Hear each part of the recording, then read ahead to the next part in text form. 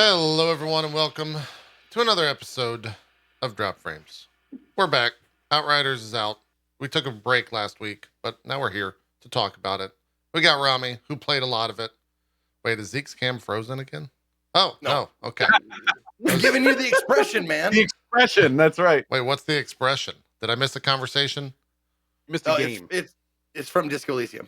Ah, yes. I've not played yet. I got into the Monster Hunters, and it took me in, so I haven't played yet.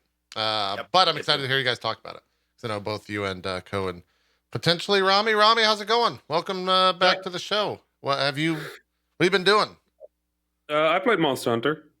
Yeah? Yeah, I played Outriders. I've just genuinely, it's been nice to have games again. Like it's been a bit of a stretch without much big stuff happening. It's also like, is it just me or is it weird that we're in April by now and there hasn't been like a major first person shooter yet? It's also weird. Well, I mean, Outriders, I guess, might fall into that category, maybe. Kind of third person, but yeah, it's a shooter. It's a shootery game. It's shooter. Yeah, for sure. You're right. Yeah, you're right. Normally by this time of year we have like some shooties going on, but yeah, Outriders is the first one that really scratches that itch this year. That's good though.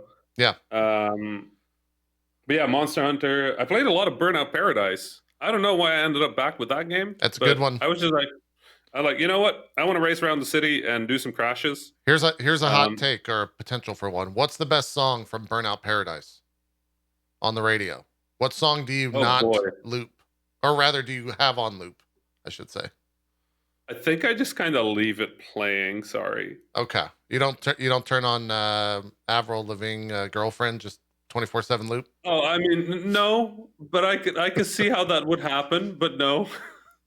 I think maybe Skater Boy's in that game as well. There's a lot of random music in that game that just like works because the game's great. Right.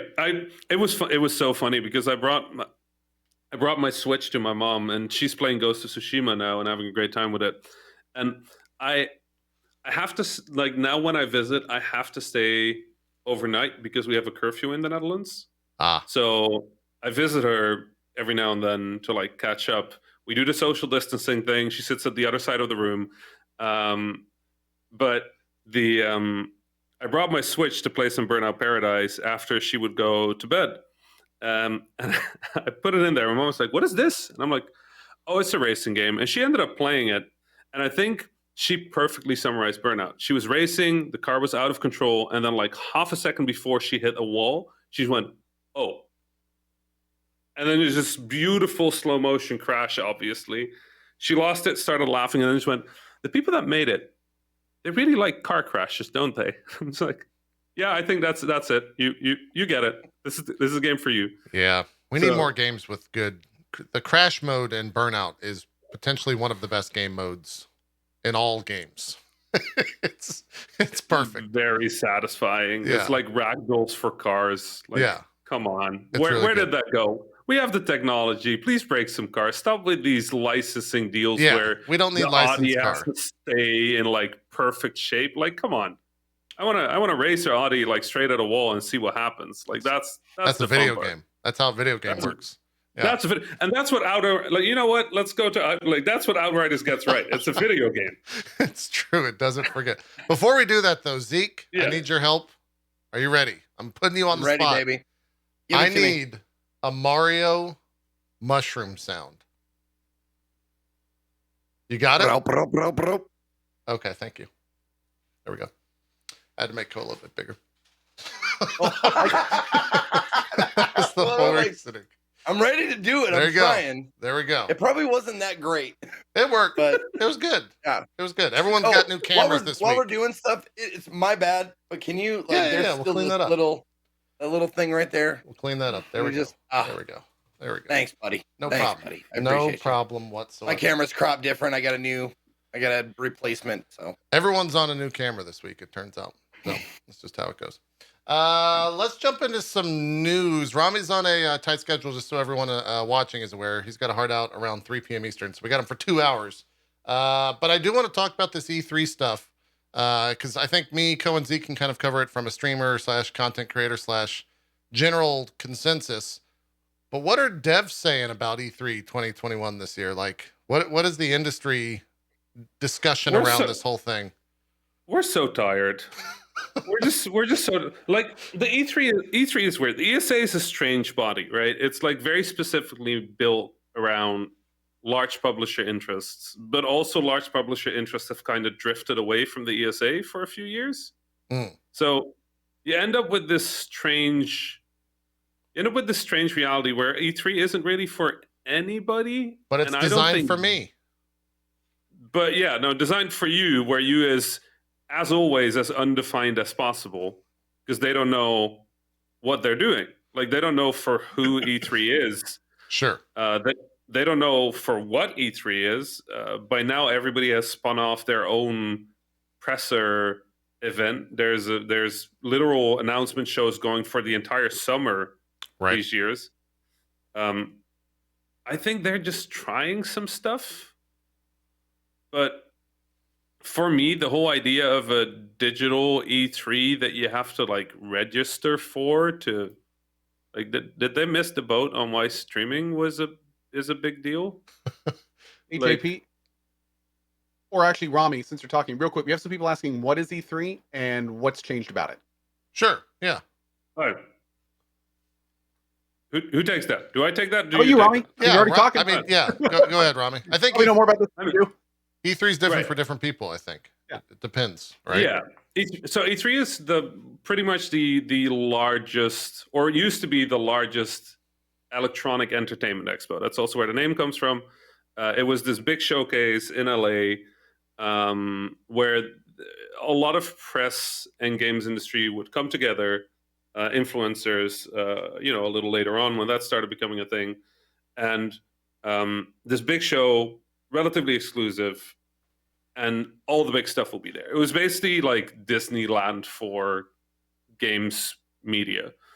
Everybody would go all out, build these giant booths, and as a developer, as an indie, for me at least, showing up there and being on that show floor was like, it felt a little bit like hallowed ground, right? Like this was the stuff that as I was growing up, I was on that ground now.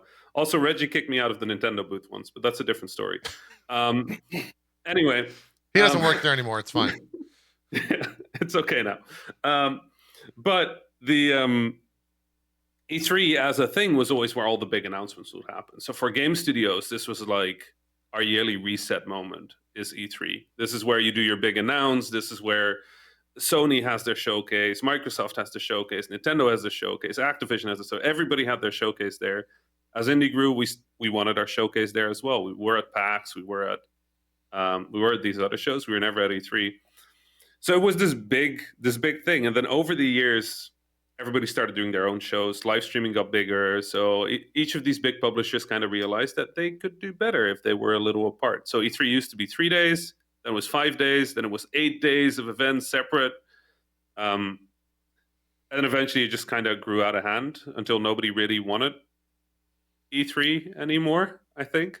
Besides that, it's a good hangout in LA. Like, get some good sushi, like, go to a nice restaurant, and then check everything online because it's much easier to follow the live stream on a good internet connection than sitting in a big hall with like shitty Wi-Fi. Right. So E3 kind of like self-imploded as streaming became larger, and then but it still feels special.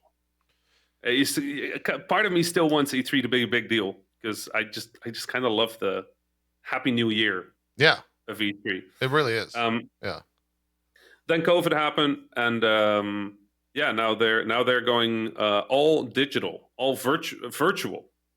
But at the same time, they're still asking for tons of money, I think, from developers to be there. Wait, really? You have to have to have a presence. They had to pay a fee, just like a booth fee. You have to.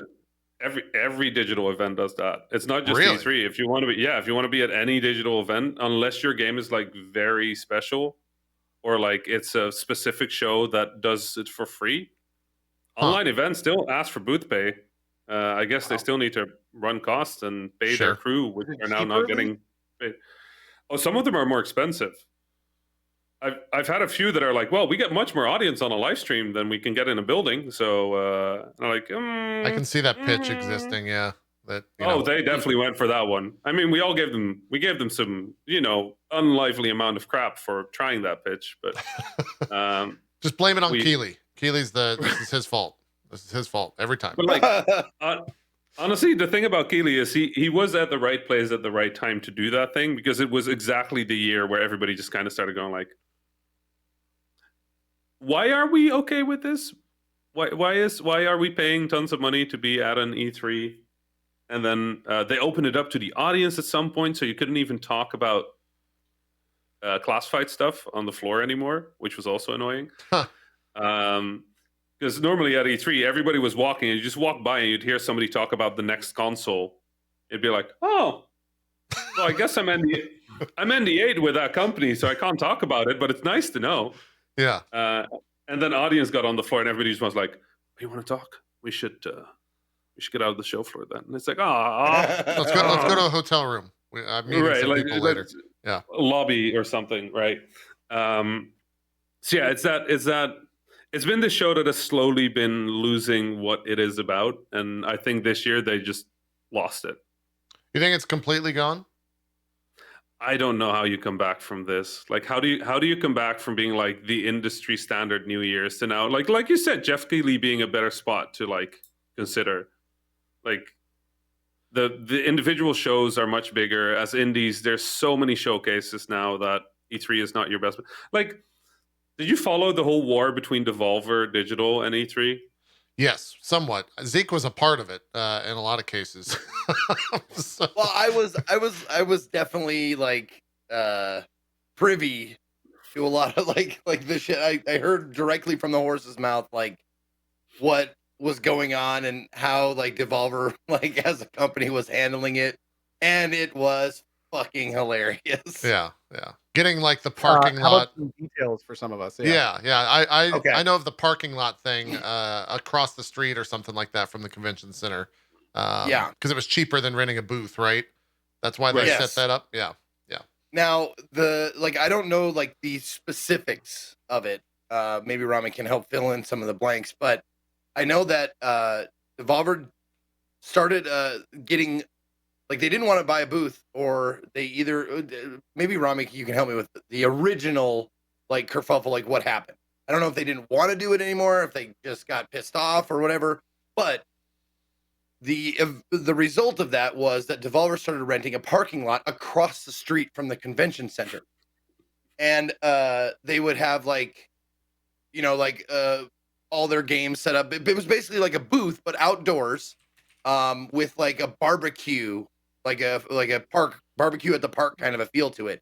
You come and you sit on the couch and they'd have beer and you play, you sit on different couches and play games. They'd have their own like little mini stage for like streaming it and stuff like that. And they had like all that stuff. But then one year they rented the parking lot, and then the people at E3 rented the parking lot ahead of them. So like they put shipping containers like on trucks like in between Devolver's parking lot and the convention center, so you couldn't see it. So then Devolver decided, fuck you, we're gonna get a giant balloon. So they got this huge giant balloon that like floated over top of the truck, so you can still see like there's the Devolver logo on this huge balloon, so you can still find it, even though they tried to block them from being seen from the convention center. And it's hilarious. It's so like you can't out petty a company like Devolver. It's great. I mean, but I have to say I respect E3 for trying. Like just the counterplay, it made me laugh so much that they just went like, "We'll just put you know what? You're gonna do a booth outside of our building. We're just gonna put a truck in between. Wall. That's what we'll do. We'll build a wall." But the balloon, when Zeke says balloon, you think of like balloon. This was like a truck-sized balloon. This thing took like a long time. Like this was like from anywhere in front of the convention building, there's this giant Devolver logo just like floating in the distance. And you knew there was barbecue, there was drinks, there was air-conditioned trailers, good Yeah. games, good people. They have their own bathrooms Like, too. So at that Much- point, they're probably spending a lot more than an E3 booth just to I mean- get that. Like, Yeah. Probably at Maybe. probably at some point, but like E3 booths are expensive as like this is not cheap kind of money. This is like you're competing with Nintendo for that floor space, right? So yeah, fair. you can imagine how much the square meter is, or 3 square foot, whatever. Yeah. Expensive, but at some point, Devolver has to protect their honor, right?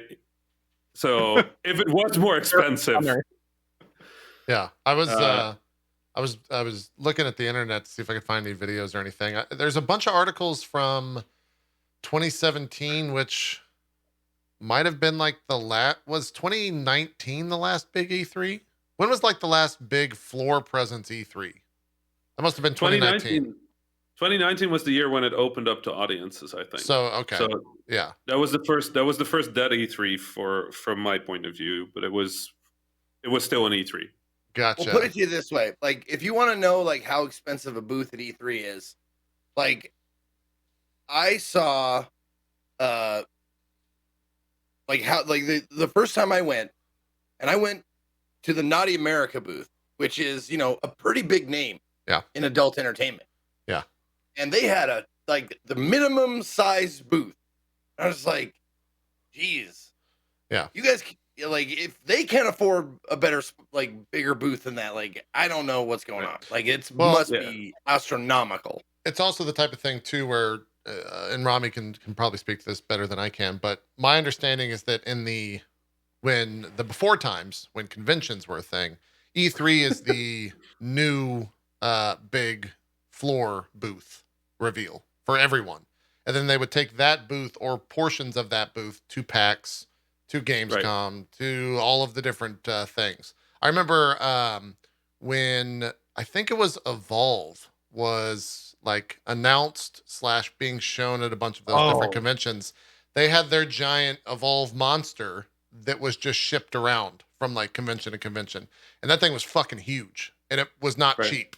Yeah, I mean that was like the size of most of the rooms. Spent more on that monster than the game actually made in profit. It's probably true. It's probably true. To even further the expensiveness of E3, in 2017, Devolver was out there claiming that they lost $100,000 on the banned E3 festival because of the fact that I think the city of LA was denying them certain licenses for like hardware being out in the parking lot or something like that. So it just lost the money overall. But yeah, and it's that's expensive. probably still cheaper than the equivalent of a booth. The other thing you have to remember that a lot of people probably don't realize is that when you get a booth, most shows have the way the floor gets distributed is actually based on how much whether you were there last year it's and grandfather. The year before. Yeah. The more often you've shown up, the higher your priority is in when they start calling you for how much floor space you need. Yep. So even if you have millions of dollars to spend on it, if there's just no floor space because all the other companies are grandfathered in from previous shows, then you're going to get a 10 by 10, which is, very small and way even when Vlambeer was like at its peak, way beyond anything that I would want to spend on 10 by 10. Yeah. I feel PAX is already expensive, and that's a fraction of the cost. Yep. It's definitely expensive. So I feel like it's a necessary. You feel like it's a necessary expense, like to purchase a booth at PAXs and E3s and stuff. Like, is it that big of a difference between E3? Like, you get more out of a PAX than you do out of an E3, or do you get or vice versa? I get more out of PAX as an indie, but I think the majority of that is because E3 is the press overwhelmingly, and I can already talk to the press. The thing that PAX always is good for me is I get to play test my game and stand behind people as they're playing it and pretend I'm not the developer, and then listen to them tell me how bad the game is and that they didn't enjoy it, and then leave, and then say that, oh, but what are those chairs, because those are really good, and then break my heart for 3 days. that's what PAX is really good for. It's that combination of like talking to people, community, like seeing how the game is being received, stuff like that. That's really good. E3 is like, it used to be press, but it was a big deal for the press. Everybody was waiting for it. So in that way, it was useful. But the only way I've shown at E3 is as part of other booths. So I've shown as part of the Sony booth twice with Nuclear Throne. And one time they even made these giant like mascot suits.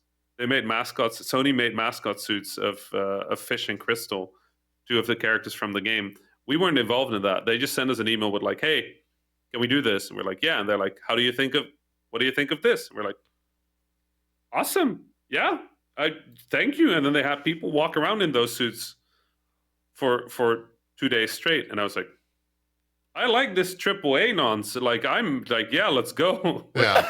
It's a casual, like 30, 40,000 business expense. Right. I was like, okay.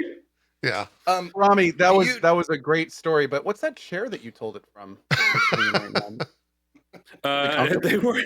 They were very nice. They were, what do you call? I don't know how to call them, but they were basically these diagonal chairs with a net in the middle that you would sit like in. Camping chairs? I don't know. I know which one you're talking about. Yeah, I know. Like bungee chairs.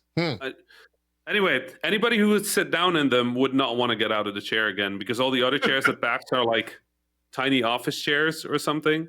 So we had people walk by and then look at the game for like 2 minutes, and then one of them would go like, "You should try the chair."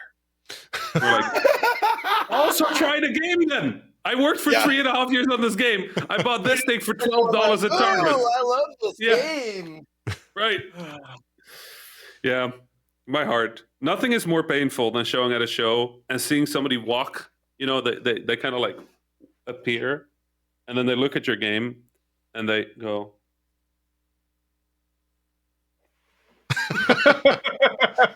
Like the casual, nah. Yeah, it's just like, oh, you just sit there, you watch it, you hope that they go like, oh, and instead they're just going like. As someone who has walked PAX and done that exact thing, that's 100% accurate. Like, you walk by those games, you're, cool. Maybe I'll check that out later. Oh, dude, that looks the real worst bad. when the person you're with like asks you when you're sitting next to hey, want to take this up? No, I'm good. No, I gotta go see a thing. Like, the more and more I went back to like PAXs and conventions and the like and stuff like that, and the more I became aware of what goes into an indie game and how much like their fucking heart and their blood and their tears and their soul, like, yeah, I start like walking by indie booths like up like fucking Data, just like no emotion whatsoever. I don't want to hurt anybody's feelings because I know how much work they put into this. So I just glance at it. Noted, affirmative. Right. The other thing is when you can tell, like in your case, probably true, but some of those devs probably recognize you. So they might go like, oh, he seems busy. Oh, he seems busy. He seems so warm on his stream and he's so cold. Yeah. That's true. I remember walking through one of the indie booths with you, Rami, and it was seriously like walking with like fucking Mick Jagger or something. King in like, his kingdom type deal. Yeah, exactly. Like, name a fucking like star, and you're just walking. It's like talking shit. He's like suit like Mr. Cool Guy, just like, yeah, your game sucks. Yeah, I love you. Who's going? What's going on? Where's the party at? Let's go. And everybody's just talking to him like, Rami, come here. It was amazing. I felt like I was like so you remember the cartoon with Spike and the little dog was like, "Hey Spike, where are we going, Spike?" Oh yeah. Like, I felt like the little dog. Like, oh, we're gonna go to that booth, Spike. Oh, that's the Firewatch booth, Spike. You gonna talk shit to him? Oh yeah, me and Sean Vanneman talked a lot of shit back in the days. We had a thing where we always tried to be as mean as possible to each other within acceptable parameters of the show floor. But we would always see if there was anybody else that we knew and we trusted, see if we could make them uncomfortable by them not knowing that we were talking, that this was an agreement between us. So, there would be this shirt. They have this amazing Firewatch shirt, the yellow shirt, black logo, beautiful shirt. I was looking at him like, wow, you really cheaped out on graphic design on that one, huh? Fucking Ollie Moss did all these. And then the guy next to me just stood there, just like. Jesus. I'm wearing this black shirt. Yeah. I'm wearing this black shirt with this Ebba Paint logo of a drum bear on fire. That's like the same two colors, black and yellow, just inverted. And Sean just looks at my shirt.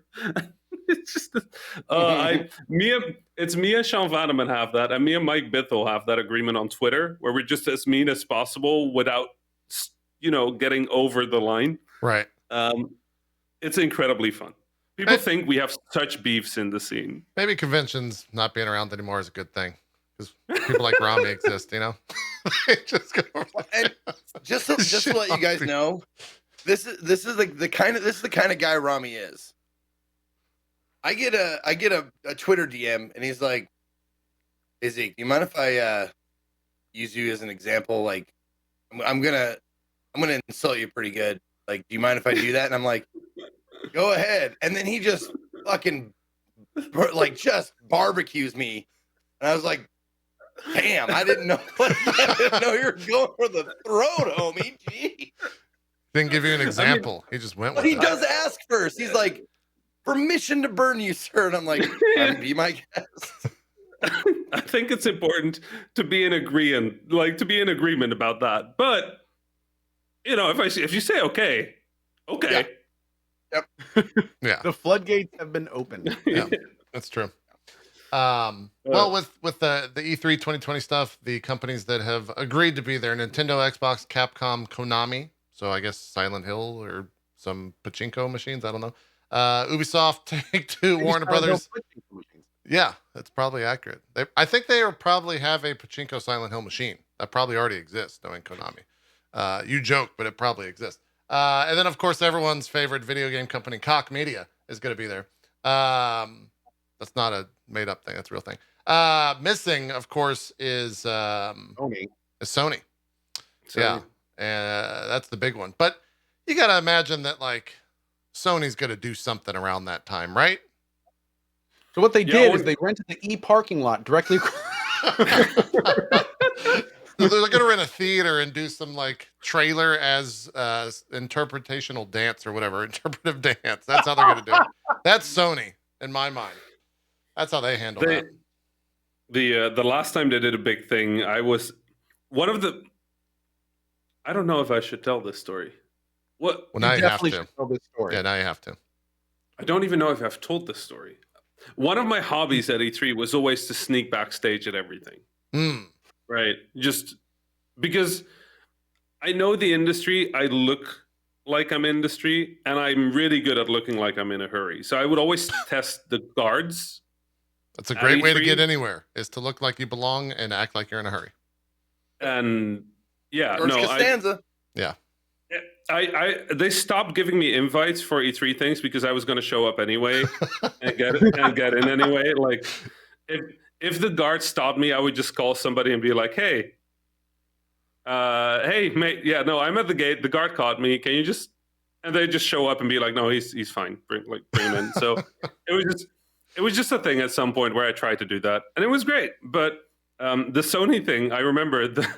I think the last time Sony did a big thing, I got a call from somebody at Sony. They're like, "Are you not here?" I'm like, "No, mate. Like, it looks like you're doing a big thing with dance and music, and I don't know what. I just want to know what the announcements are. Can you just ping them to me?" And they're like, "Wow, okay." It's like, "I'm sorry, mate, but it seems like a big thing." Was that the Last of Us and Ghost of Tsushima thing in the theater? Right. Yeah. Right. Okay. The people were walking. I've heard that was a mess. People were walking between show halls for 20 minutes to get to the next thing in time. Yeah. It was real hot. There's no AC. I heard that was an absolute mess. I think Sony is probably just doing the smart thing, which is they'll have some announcements at E3 and they'll have a bigger event sometime after. I was talking about this on stream the other day, which might be a longer conversation than we want to have, but and maybe this is my Xbox bias showing or something, but does it feel like Xbox just controlling the entire news cycle every single week with some Game Pass announcement, and then Sony's like, we're gonna close the PS3 store and no more PSP Vita stuff. And by the way, you can get the MLB The Show, but it's on Game Pass for free. Bye. It's really weird. Is destroying it right now. Yeah. But like, also think about how many subs do they have on Game Pass? I don't know, 1 billion at this point. Like it sounds like they have 1 billion. A lot. Does anybody have the number? Like it's like I don't know what the last number million? they announced. It was crazy. I'll try to 60 find million. it. 60 million at $10 a month. You know how much money that is? Yeah. They can buy anything at this point. It's like the games industry is a candy store to them. They said $6 trillion. $6 trillion. They said am I off? January 26, 2021, Xbox Game Pass subscribers hit 18 million. That's 18 million times $10. If it gets a month. Damn. Yeah. That's 180 million. That's a AAA game a month you can start. Yeah. Well, you have to think though, like it's curious with games like, well, I mean, granted, InXile was bought at that time, but a lot of times they will like sidestep the profit that a lot of these companies would have gotten on release. Outriders is a good example on console. Like they basically just took every sale they would have gotten on console, most of them, not every of them, but most of them, and like put that under that umbrella. So there's probably, I mean, that's a lot of money, but there's probably a significant overhead in one way or another. Also all the infrastructure that they need to run it all, and all that kind of stuff too. But it's still obscene, and it's still an incredible value. Yeah. The weird thing about it is the infrastructure probably doesn't fall under Xbox. That's probably Microsoft. That's the Azure program. It's probably right? the Azure program. Probably. So that is probably not coming from Xbox own pocket in that way. That's probably from the company overhead. So from the budget, right? When you think about it, they have all that money coming in, right? And every game that's launching all that, they're probably doing some sort of guaranteed sales deal, right? I'm using probably here because I have to legally probably say probably.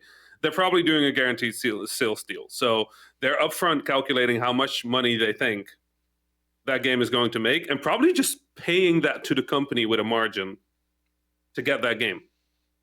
If you think about how much money a game like Outriders is presumably making. Yeah.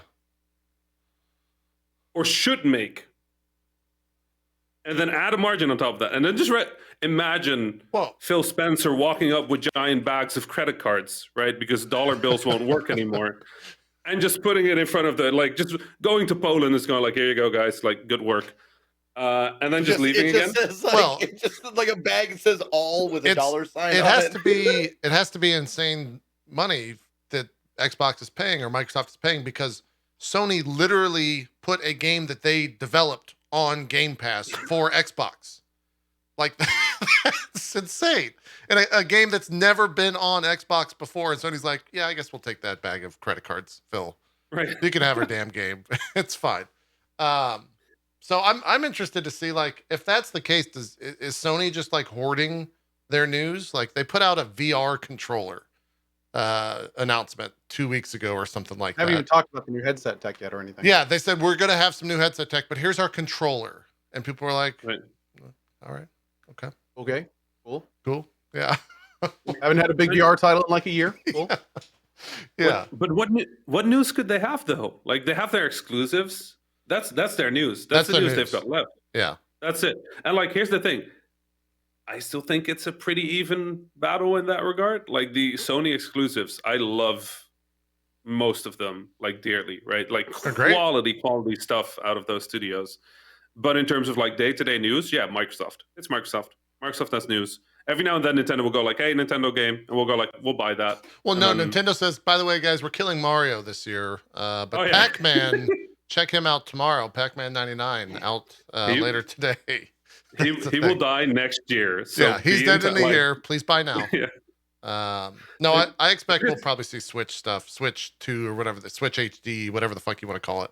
Like that'll probably be at E3 with Nintendo alongside Breath of the Wild 2 and Bayonetta, whatever they're going to push the new SKU of the Switch at.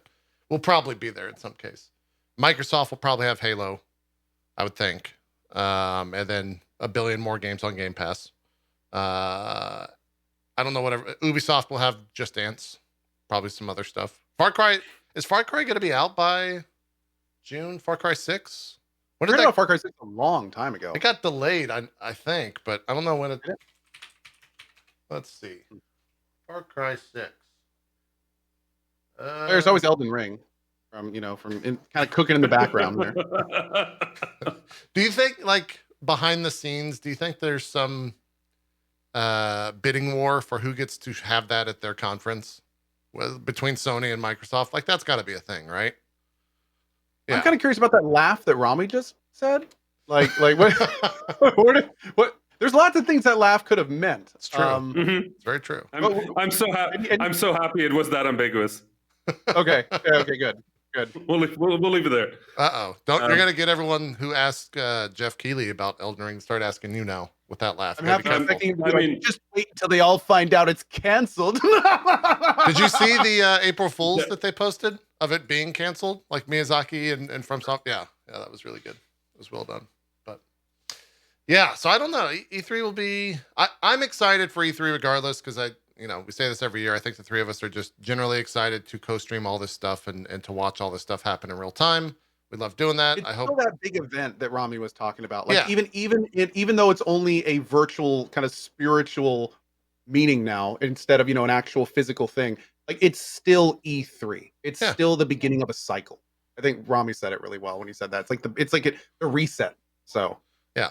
I hope everything is scheduled well and packed into a week because like that week is generally one of my favorite weeks of the year when it is in the past to just cover that stuff. And yeah, we'll see how it goes. I'm sure some more information will be out there, and I'm sure there will be like other events happening around that. Like Keeley's probably gonna do Summer Game Fest stuff around that, or be at the event itself. And we'll just have to see. It's exciting to see it come back in whichever way. It is coming back. Are we like the sort of like Axis thing? Where Axis is sort of like a question mark. That's kind of worrying to me overall, but yeah, they also have like I was talking to Co about this before we started the show. Like if you go to their website, the E3 2021 website, they have a like drop down web page entitled co-streaming, and you go and you have to become an official E3 co-streamer.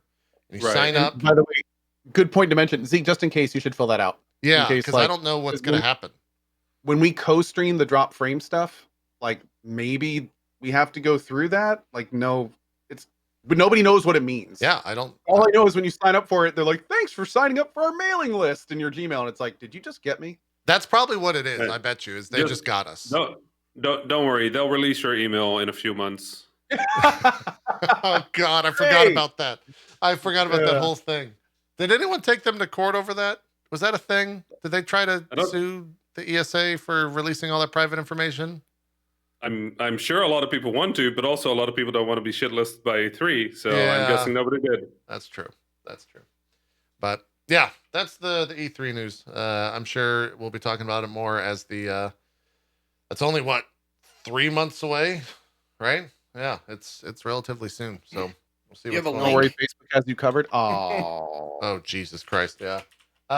Yes, I could try to find one here. Is it just on the E3 Expo? Yeah, I'll paste it in the drop frame chat. There you go. Okay. Cool. That's E3 stuff. We were talking about Xbox. This is maybe the question from this is not necessarily tied to the actual news, but it's more along the lines of I'm just interested to see what Co and Zeke's explanation of this is. So let's start with Co.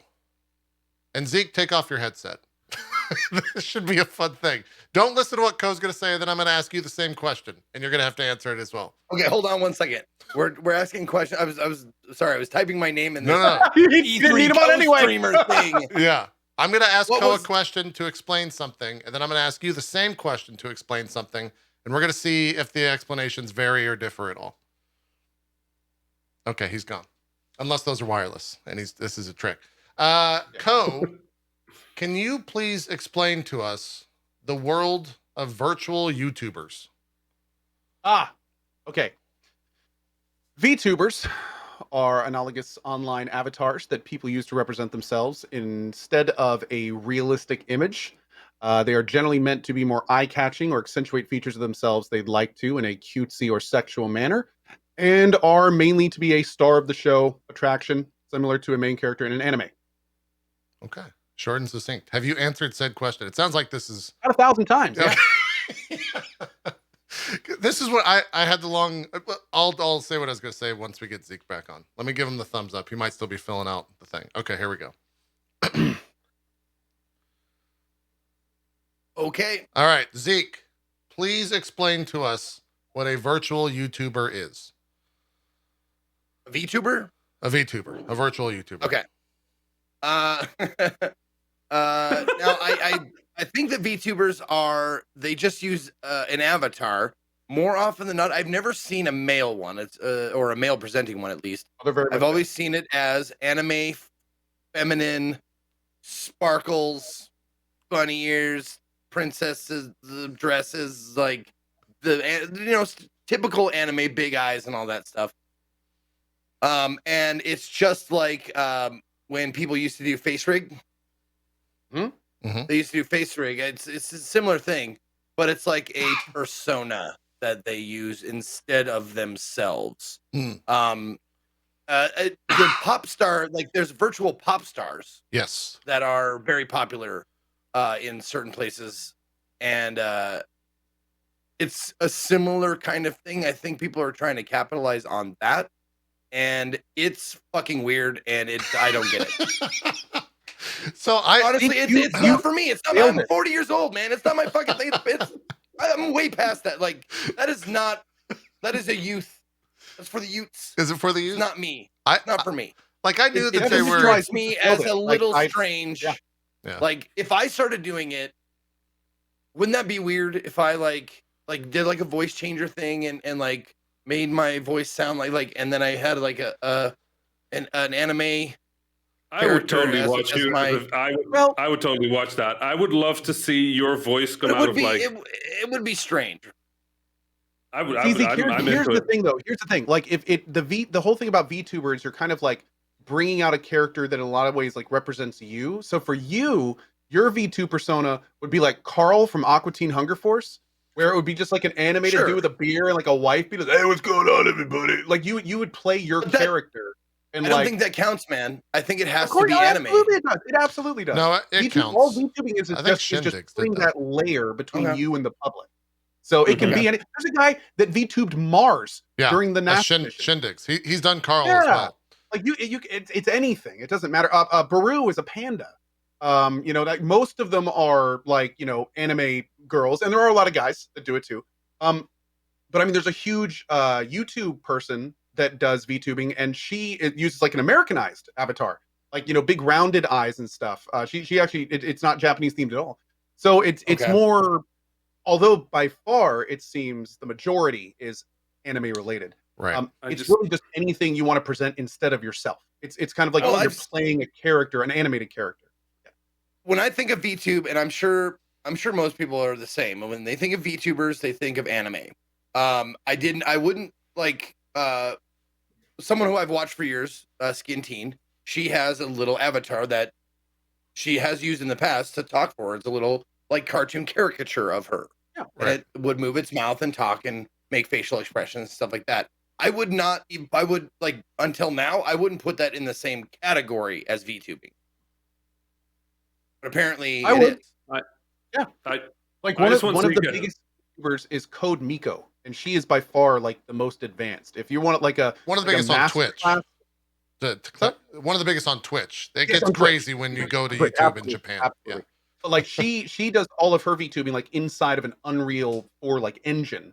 So she has like an entire world that she VTubes inside of. Her show is very much like Space Ghost Coast to Coast or Zach Galifianakis' Between Two Ferns. Like she just brings in YouTubers and stuff and like does back and forth and interviews and stuff.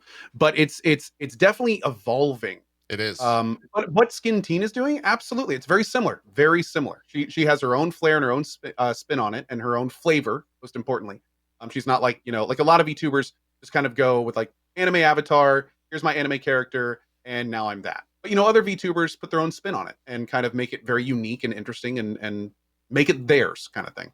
Yeah, yeah. The reason that all this started, like VTubers have been around for a while, is in Japan, where Xbox has always done poorly. They have hired virtual YouTubers, Shishiro Botan and Himemori Luna, to advertise Game Pass.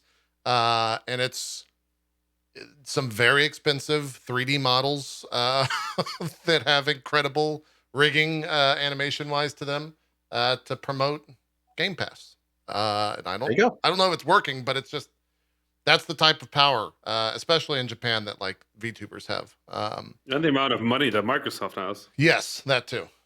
It's pretty. God, Yes. I can only imagine how much that is worth. Like those deals. Yeah, I like went down the rabbit hole. Like those two, I think, are part of a agency called HoloLive, which is a conglomerate of like Oh yeah. the biggest and best VTubers in the world. We're talking like I think when one of these VTubers released a song, like a music video, it was tracking like global sales as like the biggest song, one of the biggest songs in the world or some shit. So they're like a lot bigger than I think I originally thought that they were. They're not just like And niche. growing exponentially. It's kind of crazy. Yeah, it's a little crazy to see that type of stuff. I also looked into the prices of all the model rigging and stuff like that. We're talking a couple grand, if not, depending on technology, it can go like 20 on the low end for an yeah, for like 10 to 20 grand on some of the high end stuff. Yeah. You know the funny stuff? I remember when we in the industry were having this conversation about you guys. We were just like, so wait, you're gonna do YouTube but live? And we're just gonna look at your face while you're playing it. Why the fuck would anybody look at a face while they're playing a video game? It's You just get in the way of the HUD. What is this? What is I just got the best image of Rami on a show 10 years from now, and it's Rami and 3 VTubers. And he's sitting there being like, I remember back on a show called Drop Right. It's not around anymore. Hasn't been for years. But they were talking about Okay, you're not wrong. This I think this applies here.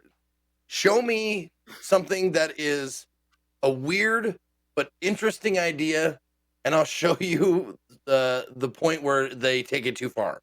Like anything that is like, oh man, I don't get it. And then there's people like, yeah, but they also, everyone has a line, right? Or am I wrong about that? Like, there's only so far that they'll let it go. I feel like everyone has a line until the industry pushes past that, and then their line pushes past that, right? I think that's like when I first the norm. Yeah. Like I first saw the VTuber stuff as, what the fuck? That's really cool tech. I don't think that's gonna go anywhere. Cut to like 2 years later. Oh yeah, no, this shit's like bigger than God. It's huge. In the industry, we're the same. Every time something happens, we're like, 100 players on a map? Nah. Come on. Who's like, what is that? Yeah. This is kind of interesting to think about. The VTubing, kind of like the early stages of VTubing, hit Twitch years ago. Yeah. In the way of face rig. Yep. So there was this tech that went around Twitch for a few months, 3-4 years ago, and a lot of people tried it and used it. No one really stuck with it. But it was basically exactly what VTubing is, except it used like 3D models instead of like animated models.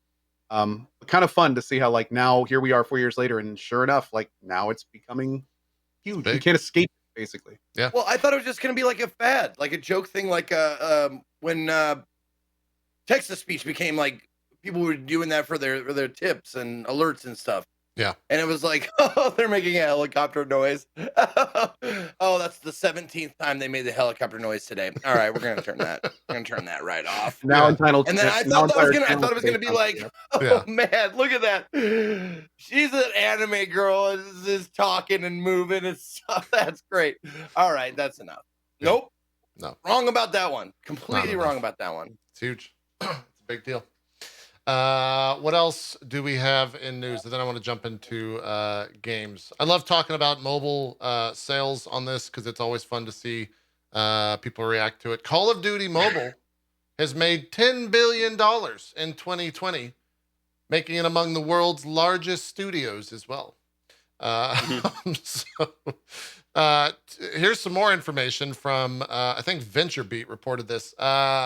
Console gaming in 2020 made $19.7 billion, PC gaming made 33.1 billion. Wait. Time out.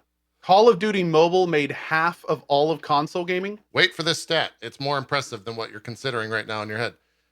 Console 19.7, PC 33.1. Mobile gaming made $73 billion in 2020. Continuing the narrative that mobile gaming drives video games today. It's kind of crazy. As a game developer, this is such a painful stat to think about every time because it's like, is it? People, yeah, because you have the discussion online about what video games are and like audiences and like people being angry about how you like tweak a gun and like and that part of the industry is like a fraction Totally. of the. So when people say like gamers say this, I'm like, you're like a percentage of a percent. Like, what are you like? You're not. If we're talking games industry, come on, like. The way the industry works is because mobile was fancy flash games, right? That's when 2010. That's when, but then people started doing microtransactions, and everybody hates microtransaction, but they're still paying $70 billion in microtransactions. So what the fuck is the industry supposed just go like? Well, some people on Twitter said they didn't like it, so yeah, I guess we're just not gonna. Yeah. It's yeah. This kind of stuff is difficult because if you want to make games nowadays and you're not going to do microtransactions, you're going to get wrecked. Yeah. Oh, it's impossible to. I'm curious to see how long Outriders sticks around because of that. Right? Like they're going to probably try to sell DLC. I think is part of their season model, probably. Yeah. Yeah. But there's a reason why every game that Ubisoft puts out has microtransactions in it for a billion things. Is because they sell billions of dollars. Right. The billion things are dollars. Yeah. That's it. It's true. Well, it's interesting that you say that because on one end, that's absolutely true when you compare it to those other money-making ventures. But on the other end, like Outriders on PC perform better with max players on Steam than any Borderlands game. Yeah. So, I mean, if nothing else, it goes to show you that you don't need microtransactions to be successful. They don't have to do that. Now, granted, we're talking about the PC market, and console is almost going to be impossible to tell because of the way that the Game Pass stuff works. But, I mean, that's hopefully telling to these devs where it's like people will buy your stuff like in volume, and that's including the fact that Outriders had terrible release problems. Terrible. And people knew about them and still kept, buying it and wanting to play it. So... Right. I don't know, man. Like a really solid, good release from Outriders probably would have been significantly better. Yeah. Right. But then if you think about it, if Outriders had gone and added free to play, they'd probably just have more money because it's also the release for right now. Yeah. Like I fight a lot of developers fight this fight continuously, right? A lot of great developers are fighting against having to add microtransactions in their game continuously against corporate, against the business people. If you get a game where microtransactions are purely cosmetic, know that somebody has like bled to make sure that is the only thing that's in there. There are literal fights in a boardroom. There are people crawling out of those meeting rooms, just being like, "Oh, I gave it everything I had. I had to give. I just had to give cosmetics. I can't take it anymore." Like, this stuff is so like it's so much money. The arguments you have to make to not do it is either like you have full control of your studio, and People Can Fly, I think, is a studio that generally has strong control of the creative vision, or people are just not expecting that much money out of your game, which is the alternative, that they just let it go and they're like, well, we don't know how this Outriders thing is going to do, but hey, okay, I guess. Yeah. It really makes me wonder, and we'll never hear this story, but it makes me wonder, like, what the discussion was like for Spider-Man Miles Morales, or the original Spider-Man, and the discussion was for Marvel's Avengers. Because, like, both Marvel IP, but one went one way and one went the complete opposite direction. Spider-Man being, like, purely single-player focused. I don't think that game has any... It has DLC, but it has no, like, MTX, as far as I can remember. And then you look at kind of like where Avengers goes, and it's the complete opposite, right? So, like, I wonder how those discussions went and how they differed. Probably very simple. The Spider-Man game, you're supposed to pay a big bag of money for, play once, and then never touch again. Avengers, they have to keep the servers running. So Yeah. I think they just went like, hey, if we get $60, can we run the service for 3 years if this is a hit? Nope. Okay. Well, guess we need MTX. Like too much success for a game like that is killing, right? Like just with Outriders just now. If you aim, like servers are complicated, right? They're hard. Even if you're fully prepared, you can have one bug, like one line of code that is off somewhere in a server that under certain conditions only triggers this like cascade failure of systems until your game is completely wrecked, right? Sometimes it's just like something adds up a +1 somewhere. There's this amazing story of Ultima back in the days where for Christmas, they decided to let people spawn Christmas trees, and the Christmas trees would spawn Christmas lights, and the Christmas lights would then blink, and it just got completely out of hand, and the server shut down during the weekend, and the developer wasn't in, and the game was just gone. Well, it's like the World of Warcraft thing with the debuff. The CDC discovered how like pathogens spread because of that. Virus one. Yeah. Right. That type of stuff just kills because the servers got destroyed when that happened in WoW. Without a doubt, it's just too much shit going on for it to function. And so that's in gameplay, but in any level of server infrastructure, something can go wrong. So too successful is bad for these kind of games. So they end up doing MTX just to cover the case of, people paid $60 in 2020 to play this game. It's now 2024. We still have a full-time crew supporting servers for $1 million and nobody's paying $1 anymore. Game dies. Okay. Rami, I want to take this opportunity while you're here because I think you're probably one of the most knowledgeable people I could ask about this, and I want to hear this from the horse's mouth, as it were. Oh, I'm excited. Outriders had a huge amount of problems on release. As you heard, their servers got overloaded and destroyed. One of the things I heard over and over and over is, this is such a simple problem if devs just use scalability in their server architecture. Right. What do you say to that? If some idiot Twitterer can come up with that, then the developers that are working on this as professionals have surely thought of that. Like everything in game development is complicated. Everything in game development. Doors are complicated. I don't know if you saw the Twitter breakdown about doors. I did. That was so good. That was incredible. We do not want doors. No developer wants doors. If you see doors in a video game, why? They're impossibly hard. Why would you do that to yourself? Ladders? I gotta find that thread to link. Yeah, hold on. Oh no, let's not do ladders. Like I will teleport up the wall. Like, can the character teleport? No. Can we make it teleport? Can we do grappling? Can we do grappling hook instead? Like just no? Okay. It has to be ladders. Okay. Stuff like that. Stuff like that is just like complicated. Scalability, of course, you scale up. You make sure that your service can scale. The thing is, there's a difference between theoretical load and practical load. There's a difference between what we think we can handle and what actually happens. Because as more people participate in service, as more people load, as more situations happen, more and more edge cases happen, and any single one of them can screw up everything. So yeah, scalability, we do scalability. Like, if the solution could fit in a 280 character tweet, like, come on. The people that do this get paid for this. The big thing I would tell people is, if you imagine load like a garden hose, except of 100 different sections, and if one of those sections restricts, the entire hose restricts, and it's basically like 100 spinning plates. Imagine one person going around and making sure every single one is going perfectly and all the gear's teeth locked together. Right. So thank you. And now imagine 1,000 of those hoses next to each other, right? Yeah. Thousands of instances. And then the code is, if it's built well, it's set up so that if one of the hoses fails, it starts to spread the water to the other hoses. But now the error that's in that hose might start affecting another hose because now that's overloaded. That might take two other ones down. And before you know it, it's just like, you could have uploaded a wrong image. It's like wrongly encoded.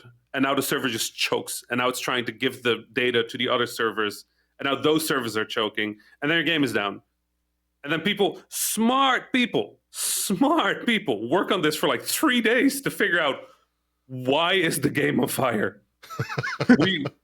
What is happening? Like we tested the login screen 1 million times under 70 different types of load and stress and bugs and errors and edge cases. And why won't the game work, man? Like they're just like, come on, like they're really trying. Yeah, fucking JPEG encode. But yeah, in that time the game is not working, and people tell you that you're lazy devs, and then you cry through that as you fix. Why didn't you just use AWS servers? You can just turn on as many as you want. I saw totally that. So yeah, God, streaming it at the same time when all that stuff. I mean, I was live just staring at the same screen for 4 hours, and like it got to the point where I was just like, you know what, I'm not gonna join the discussion in chat. Like I'm gonna talk about VTubers or something for an hour. It's just frustrating because like, and it wasn't even, if you can't really classify the vitriol, but the discussion in chat and the discussion in Twitter, some of those comments were just like so ridiculous and so aggressive towards developers when they're just like, they're trying their fucking hardest. Like they're not out to get you. They're not like trying to screw you over or out of money. They want you to play their game. The thing that I think people forget is like there's entire teams of people that will know more than these people ever will. Yeah. And they're working as a team trying to solve these exact issues, and they can't do it. And and so many companies have tried. Like I was saying during this, it's kind of like you play online games long enough, and especially if it's an online game that's on something like Game Pass, and on day one you expect there to be issues. That's the norm. Yeah. And it's just the norm. Like you don't like it, you don't agree with it, you don't accept it, but that's just how it is. And people go, well, if it's always like that, why has it been fixed? And that's the thing. They try every single time to fix it, but it's a really, really hard problem. Like nobody's done it really successfully yet. There have been like cases here and there, but it's a really tough thing to do. Yeah. Anyway, appreciate your perspective on that. Yeah, no worries. I mean, the weird thing about game development is it is both as simple as you think and as complicated as you think, right? We're not geniuses. We're really not. We're just a bunch of people who like are trying to figure stuff out as we go. But also, we've got a decade of experience of trying to figure shit out as we go. Like we know by now what works and what doesn't. And it's in everything, right? It's in like balancing weapons. The fuck does that even mean?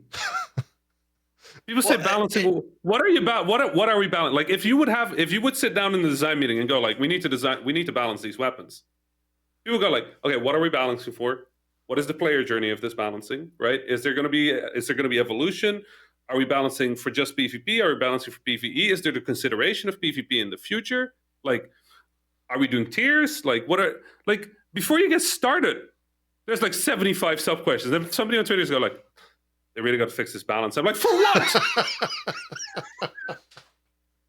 For you? Like, here's how balancing works. The weapon that you like is underpowered, and the weapon that everybody else uses is overpowered. The weapon that you got killed by, more specifically. Not even everyone's. That's why I'd like to talk about volcanic bullets. They're broken, and they're pigeonholing the entire game down a single path. And it's bullshit, and they need to work on this balance. That's what I was actually going to come here and talk about, but Rami's destroyed all of my plans, so I can't. You know what? Outriders, it's unbalanced as shit. There is no balance. Really? There is zero balance in this game, and I fucking love it. I adore it so much. So much is like, is this OP? Yeah. Are we going to fix? No. Like, these enemies now explode in fire and slow down and are on fire, and you can teleport across the screen and go anywhere. And you get health back. Okay. Yeah. I love it. What are those numbers? Yeah, so this is end game level 50, item level 50 numbers here. It's definitely a different game. My character now like warps behind and hits between like 1 and 3 million in most cases. Like it's fantastic. The numbers are so all over the place and depends on 100 different things, and the synergies are all over the place. And that's one of the reasons that I'm still playing this game. It's like there's such an incredible amount. It's a lot of people think of games like this in terms of progression stuff, kind of like a skill tree. But this game is more like a spider web, where it's like this mod will affect this mod, which will then make this mod work better. But then if you get enough kills, it will trigger this mod, which will then interface with this mod, which synergizes with that one. And you just like, and this set effect then adds into that with this mod that you're pressing, which goes this to that skill. And it's been so much fun. I mean, just last night, I after playing for 50 hours, I have over 60 hours in the game now. Just last night at like 50 hours, I was like, you know what? I'm just going to replace one of my major skills. And now I'm like completely rebuilding my build around like this new skill that gives me even more damage under the right circumstances. So, I mean, it's and then I find out that there's this one helmet that has this one effect that apparently would completely change how my build works. And now it's my mission to get that helmet. Yeah. A lot of the talking points that we got for people that did sponsored stream for this was very much so like a lot of people are going to ask what Outriders is, and they're going to try to compare it to other shooters of its kind. We like to think that it's kind of its own thing, but if you want to discuss, say it's Diablo, say it's closer to Diablo than anything. And so like going into the game and with that, it really is Diablo. Like it is a Diablo third person game. So much of it is structured that way. Right. And I think it's better because of it. Like Rami, you said that so much of this game is not balanced. It's a very good way of thinking about it, because it is like you can have a build that cannot do what Ko is doing right now and struggle on like tier 15 end game stuff and just never see this, or you can have a build like Ko right now where he's hitting for close to 1 million sometimes with a shot, and I think that's like kind of cool in this day and age when like the idea of balance is something that so many people strive for in so many different online games. To just have a game that kind of throws it out the window and like, no, this is okay. You can hit for 1 million on a guy and teleport behind them, and that's okay. And so I really want to see like what they do as it moves forward on if they try to strive for balance. Like if what Ko is doing right now gets a nerf. I hope not. I hope they just buff other stuff. I hope that's how they go about it. But we'll see. My genuine thought, they'll just add stuff. Yeah. There's no point. What's the point in nerfing? So. Like the point of the game. Here's the thing.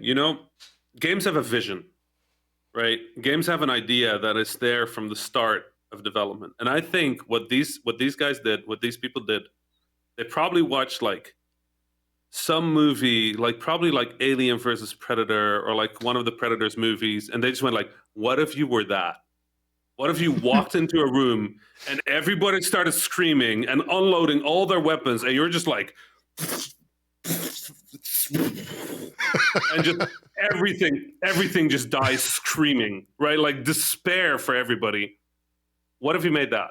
It makes me think of the Wizard. And that Tim just shit all over Python. my mushroom sound. Rami did all the sound effects for Nuclear Throne. Actually, it's really good. Secret. Yeah. But this is that game. They just went, okay, what if we can make you just absurdly overpowered, but you get to mess with it, right? You can make the worst build in this game, probably be level 50 and get like 7 damage out per shot, right? You can probably do that. You can probably also at like much lower levels be hitting for 300,000 just because you set up stuff properly. Yep. That's fun. Why the fuck would you not do that? I mean, if you need to balance for PvP, okay, yeah, obviously you can't do that. But this is great. Yeah. Fuck those bugs. bugs. The good news is those bugs do suck. And it kind of bodes well for the future of the game is they already do have some rudimentary balancing in. So like if you try to go from expeditions back to normal, the world tier system like automatically balances some weapons and things like that. So I think it was there's a very popular streamer on Facebook named King Cathalion, and he just beelined to the main character, to the main stuff.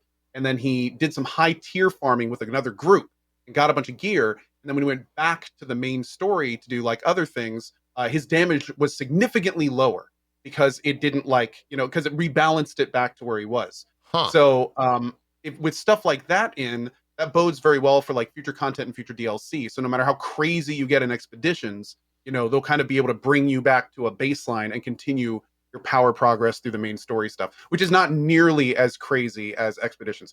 Expeditions basically like have it's kind of linear, maybe a little bit of a curve as you get up to 10, But when you start hitting 10, 11, 12, 13, 14, 15, it's like stairs. It's like stairs of power increases. Not only for you, but also for the enemy and the difficulty. In fact, before I changed my build around, the jump from 10 to 11 was near impossible for me. I couldn't even kill epic enemies before I'd run out of ammo in some cases. Like I had to basically take my build back to square one and kind of rework how I was doing it. So with that in mind, I'm guessing that the raiding portion, the expedition portion will probably be somewhat separate from like any kind of like story-based DLC and continuation of the main game. We'll see, of course, but it would make sense. Yeah. And I think the best part is Ko's experience that he just described was completely different from mine when it came to expeditions, because I played co-op. And so I went all the way to 14, tier 14 and the expedition stuff in like 3 to 4 hours. Because I was playing with another person who did have like their damage scaled, but it was still strong enough to like get me to that level so that I could get those drops faster and then get on that level much faster than Co probably put like 20 hours into grinding solo. That said, his was probably less adjustments and all sorts of farming. Yeah. His experience, and this is where there are actual issues with the game, is that co-op has some major like game breaking things. I've had guns. I was telling Co this earlier. I have a gun that has a mod that if you're playing co-op and you enter into a cutscene while you're reloading, the mod doesn't work until you rejoin the game. And there's a potential also when you're playing co-op that if you just open up your inventory to do anything, it will just hard lock the game. And when you hard lock, anyone else in your game also hard locks. So that's got to be fixed. There's just kind of weird decisions with and Co. I've only seen this from a technomancer. You're playing Trickster. I think you're using some sort of bullet mod. Yes. Okay. The technomancer, not volcanic, toxic rounds is quite possibly the loudest sound effect in the game. And when I say that, I'll have to pull up a VOD so you guys can hear it, because you can't hear anything. I can't hear myself shoot when my partner is shooting. I can't hear the mobs. I can't hear the music. It's just the gun, just like a chainsaw revving constantly every second or so. Is begging for right now it's effects. There's an Yes. effects volume slider. What they need is an effects and weapon effects. Because one thing that's really unfortunate about this game is when you turn the effects down to where the guns are actually at a manageable volume, all that little cool sound design that they have in the game becomes, you can't hear it at all. And it makes cutscenes super weird, because a lot of times like some of the actions they do in cutscenes will be like at a lower volume because it takes place in the game world. So it makes it look like there's no sound. Yeah. It's very strange, and it looks kind of unprofessional, like they didn't work on it well enough. Then if you turn that back up, these sound relatively okay. So it's just like, But yeah, also talking about the multiplayer stuff, another thing this game is absolutely requiring, and I really hope they think about putting this in soon, is loadouts. I mean, the game already does an incredible job of letting you respec for free, and that's awesome. But the problem is, for instance, I learned the hard way that my build is completely useless in a multiplayer situation. Like my build revolves around these mods, where one of them I gain crit for 5 seconds after a kill on everything, which is amazing. And then the other one is if I kill an enemy when I have 35% ammo left in my gun, it automatically reloads. And because of that, I can keep my weapon buff up the whole time. It's incredible. But if I'm playing in a group situation and they have ranged weapons, all of my stuff is close range. So if I miss like one kill, all of a sudden my weapon buff drops. I'm no longer critting. And it's like, well, guess I'll die then. Yeah. That's the thing. If I'm not killing, I'm dying. So yeah, it's really unfortunate. But yeah, loadouts again would fix that. And especially when you only have 3 skills out of 8, like you want to be able to build like different things. Like, oh, I want to try these 3 skills. Oh, let me put those to the side. Let me try these 3 skills. And the idea of like switching your tree every single time you're switching stuff out, it's just the game's begging for it. I agree. I agree. Here's a little bit of what these guns sound like. Oh, sound. I will warn you, this will be a little bit loud. It's kind of crazy. I've actually turned it down in this instance. It's the sound right now, and you're right. It's farther away. This is a terrible clip. I should have actually clipped something. I did a sponsored stream with this, and it was so bad that I had to like just turn it down. There. All right, what? Oh crap! It's not loud at all. I've done a terrible job. I'm in a bad way. Not on this side. It also just seems to be. It seems the sound is very much in the high range, which is weird for a gun like this. Your numbers are way lower than Co's. Dude, it's very true. It's very true. I think this was just starting out, so these are level 36, 38 mobs. So, yeah. That's one of my favorite things, too. There was a streamer by T-Rex who has a very strong build. But I loved, he like posted his damage numbers and everyone was like fucking just losing their minds in the comments. And Co was like, yeah, but these damage numbers don't mean anything because mobs have a certain amount of HP and you do that HP, you do that much damage to kill them. So everyone has this damage number. I was like, Jesus, Co, you just destroyed them. Well, no, that's not what I meant at all.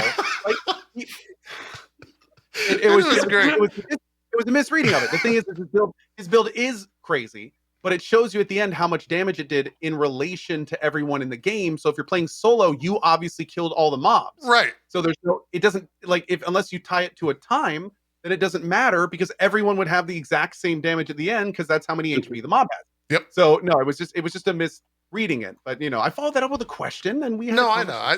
I just saw that. I was like, that was pretty funny. I don't think I did not feel it was a destroying them situation. It was just a clarification. It was definitely an actually moment for sure. Anyways, well, actually, that's the number of the HP. I don't know if any of you guys remember getting Nintendo Power, the magazine. Sure. Oh hell yeah! Remember getting that? Okay. Iconic covers. There was a section called High Scores, right? Uh-huh. And it reminded me that what Co said just reminded me of that because there are certain games where the high score is the high score that everyone gets for completing the game. Mm-hmm. So like they would post high scores like this week's top 10 high scores from, metal gun shooter guy thing. And it would be like all the same. Every single score was like the same because they beat the game. And that's like what you're saying basically, right? Right. Yeah. Essentially. Yeah. Okay. Yeah, that's a very similar thing. Yep. Yeah. I think while we're also talking about this game, we should probably talk about the story. We've only talked about like expeditions and stuff. The story's like, and I hate to tie this to a review score, but the story for me is like the perfect B movie in so many ways. And that, I mean that with like the most positive way to say that. It's the perfect B movie. It's just ridiculous. And they do a lot of things where you meet a character, and we talked about this in the demo portion that we played a while back. You meet a character, then they die 5 seconds later when you think they're going to be like, the big bad or the best friend or whatever. It's like, no, we just shot him in the head 5 seconds later. Oh, well, enjoy the game. Go shoot some more shit. And that's really fun to play. So B movie, right? Yeah. You said that. It's where would you rank this and EDF? Because they're like not the same. It's hard to do that, because they're not the same, but which one is EDF more B? EDF. Well, EDF's okay. more It depends EDF's on your more definition of B. B. Okay. EDF is way more corny. Like Yeah. you can tell in Right. EDF that they're trying to be corny. This one is more like this is like Evil Dead B movie. yeah. Where it's like they're very much, it is very much corny, and like most of the plot points you kind of see coming from a mile away, but they're still kind of like, oh, it's pretty cool, and stuff like that. And I will say, like, it is an anyone can die situation, which I liked as well. It's good. There were definitely more than a couple characters I was not expecting to die that did. But it's the kind of thing where it's corny, it's campy, but it's enjoyable. Yeah. Like I personally really enjoyed the story. I really hope they plan on releasing like further expansions. One thing this game did really well is there are a ton of questions it leaves you with. A ton. There are a whole lot of things in this game that they ask and never answer. And some of them are really important to like the world and the lore and all sorts of stuff. Like they kind of, for every question they bring up an answer, they bring up another question like towards the end that they never do. So by the end of the game, you're like, if you liked it, which I did, I was kind of like, damn, I want a lot more of this. I want to know, like, okay, well, I was going to start saying the questions, but don't say the questions. Right. Yeah, Okay. I don't think. Don't say the yeah. questions. There's a lot at the end of the game that they, in some cases, even like point directly at, and they're like, "What is that?" And they like never even attempt to answer. Yeah. I think Zeke, the way I would describe it is that EDF story is B movie and EDF's dialogue is B movie. I think for this game, the story is not quite B movie, but the dialogue is absolutely B movie. Yeah. It's self-aware though. Kind of. See, that's like I love that. Not in the main, not in like the main dialogue, but in like some of the side stuff. Yeah. Hearing people like, I'm gonna deliver this line like a badass, and they don't know that it comes out just fucking horrid. There's that exact thing in an expedition, which is holy crap. Yeah, with the sniper bullet moment. You're talking about that? Well, that one too. Okay, that which one too. I don't know if I've seen the the one whole I'm talking about. I think it's called Mountain something, and there's like this big steel door, and he pulls the lever to open it, and there's a bunch of monsters. And he goes, "Holy crap!"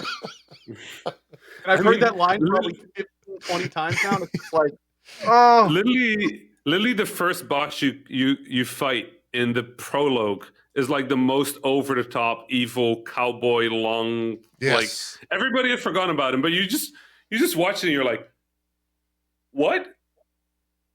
What did they tell the voice actor? Yeah. Every like all dialogue in the game is bad. I don't think there's a single line in the dialogue where I'm like, well, bad is not quite right, but it's B. It's B movie. There's one the entire character, Jakob, is just one giant bad joke. Yes. Like every single thing this character says is endearingly terrible. And like trying to get the person to laugh and not quite getting there. Every single line. There's also a character named Tiago who sounds like Andre the Giant, which is really weird. The entire time I expected him to ask if if anyone wanted a peanut, and like that was really strange to get by. There's also a female character that it cuts to because the cutscenes have this weird. I think it's a deal. I think it's an issue with the cutscenes being tied to a new frame rate in the options because I have it set on 120. But sometimes cutscenes will just like end in like the middle of the last word or something on the PC version. I don't know if that's the same on console, but because of that, there's a scene that happens and it cuts very abruptly to a high-pitched scream, which is a little bit alien in nature. And it was one of the funniest moments in the entire game because it's like this very serious, endearing moment. And it cuts from your character saying something very endearing and serious to this person going, out of nowhere and not expected. It's so abrupt. It actually made the game 10 out of 10 for me. It was so good. Somebody who worked on that for weeks is just watching us be like, he liked that better. Well, it was very good. Yeah. I love the game. Everything about it is like you're supposed to be aggressive, go in hard, set your build up right before you go into a room, and then just wreck stuff. Like if you have to take cover, you messed up, which is love it. I'm just brilliant. It's such consistent game design. Yeah, the entire game is like, when you play a game. I don't know if anybody else plays the game, but if you're a game designer, you play a game and you kind of get a feeling for the game design. And in the good games, it's like a train. It just keeps going. This is like a train and there's just monsters on the rails. And it's just like, the entire game is just like squishy sounds. It's just, it's so good. Yeah. I did not expect to like this game. It's a good way to put it. I didn't expect it to like as much as I do as well. Like it. I was actually very public about the fact that I tried to watch one of the they did like a bunch of promo Twitch streams, and the last one I watched, I stopped watching halfway through it because looking back, I think they were doing the Frontlines Expedition, and I had no concept of the modding or the crafting or any of that, and I remember watching it being like, this looks boring. Yeah. Like, this looks like they're just shooting stuff. Nothing's really happening. He's just spamming his skills. This looks boring. And I remember talking to the chat and they were all like, yeah, this doesn't look very good. Like, let's go play something else. Like, okay. And I was like, okay, let's do it. And then sure enough, it came out and I have over 60 hours in it now and I'm playing it again tonight. Yeah. And I'm really enjoying it. Like the depth of the builds and the depth of the synergies and stuff.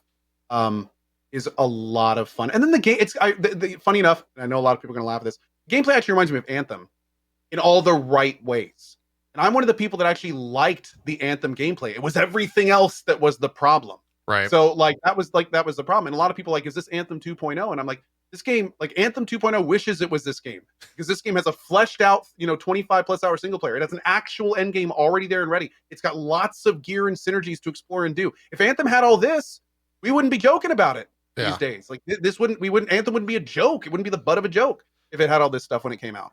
So yeah, man. I mean, it's very cool in that regard. It's very cool. I agree with everything that both of you have said about it. It's a lot of fun. I also think that this game highlights what a demo can do for your game. And I've heard so many people say like, yeah, I played the demo and I bought it because of that. And also, yeah, I played a demo and I didn't buy it because of that, but I was thankful that the demo existed. So like, good on them for putting that out.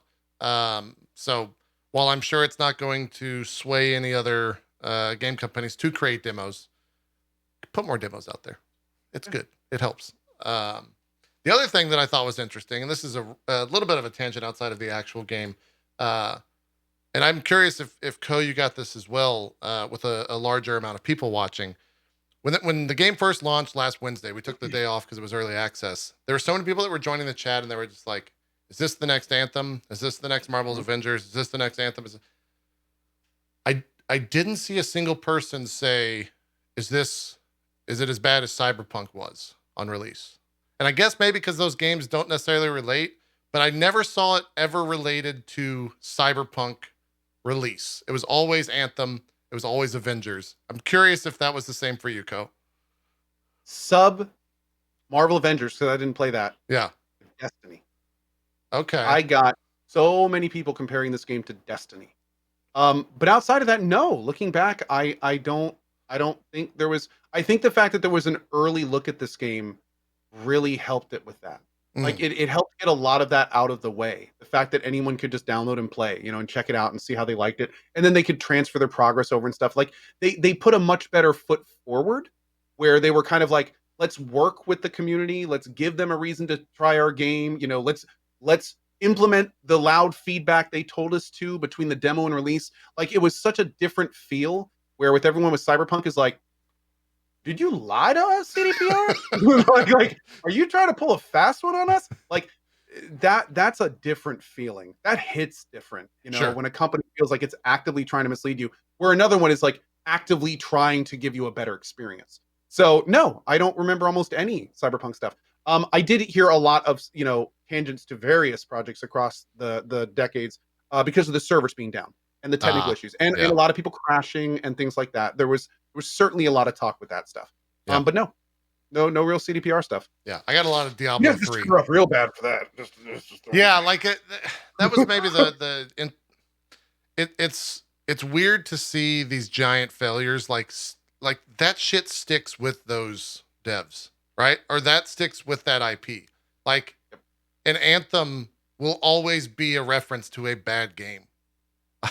Like a Cyberpunk will probably always be a reference to a terrible launch. Not necessarily a terrible game because it might get fixed. Anthem is dead. Terrible launch. Yeah, absolutely. I think no matter how good 76 gets. Totally. Yeah. I think Anthem will recover. You're gonna put that out there? You think they're gonna figure it out? I genuinely think. I think the game is dead. I think the reputation will recover. I think people will look at it as an interesting experiment that failed, and now that the hopes of it ever coming back are gone, I think people might Anthem go like, Yeah, maybe. What were you saying, Ko? Anthem is one of the only games that died twice. Right. It's so sad. Yeah. But in a way, I think a lot of people were still kind of rooting for it, and I think a lot of people that hated it while it was alive will look back at it and go like, it just wasn't. I think Cyberpunk is harsher because it was very intentionally the way it was, right? And I think like top 10 anime betrayals in video games, like going from The Witcher 3 and how that was handled to Cyberpunk and how that was handled. I think a lot of people are going to remember that for a long time, even if the game recovers. Anthem is never going to recover. I think its reputation will recover. Like there's always these weird kind of broken games that you look at, and like when you play them, you're like, what the and then 10 years later you look back and you go, you know what? It was not good, but they were at least trying something, you know? Sure. I think Anthem will end up in that bucket. I think it's gonna honestly, DA4 is gonna decide that. True. If BioWare Their released next game, yeah. DA4 and it's trash-tastic as well, like in terms of what it can deliver.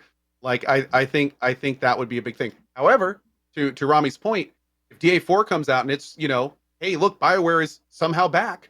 I think that would have people take a second look at Anthem. I mean, hell, maybe if it's popular enough, maybe they'll even bring it back.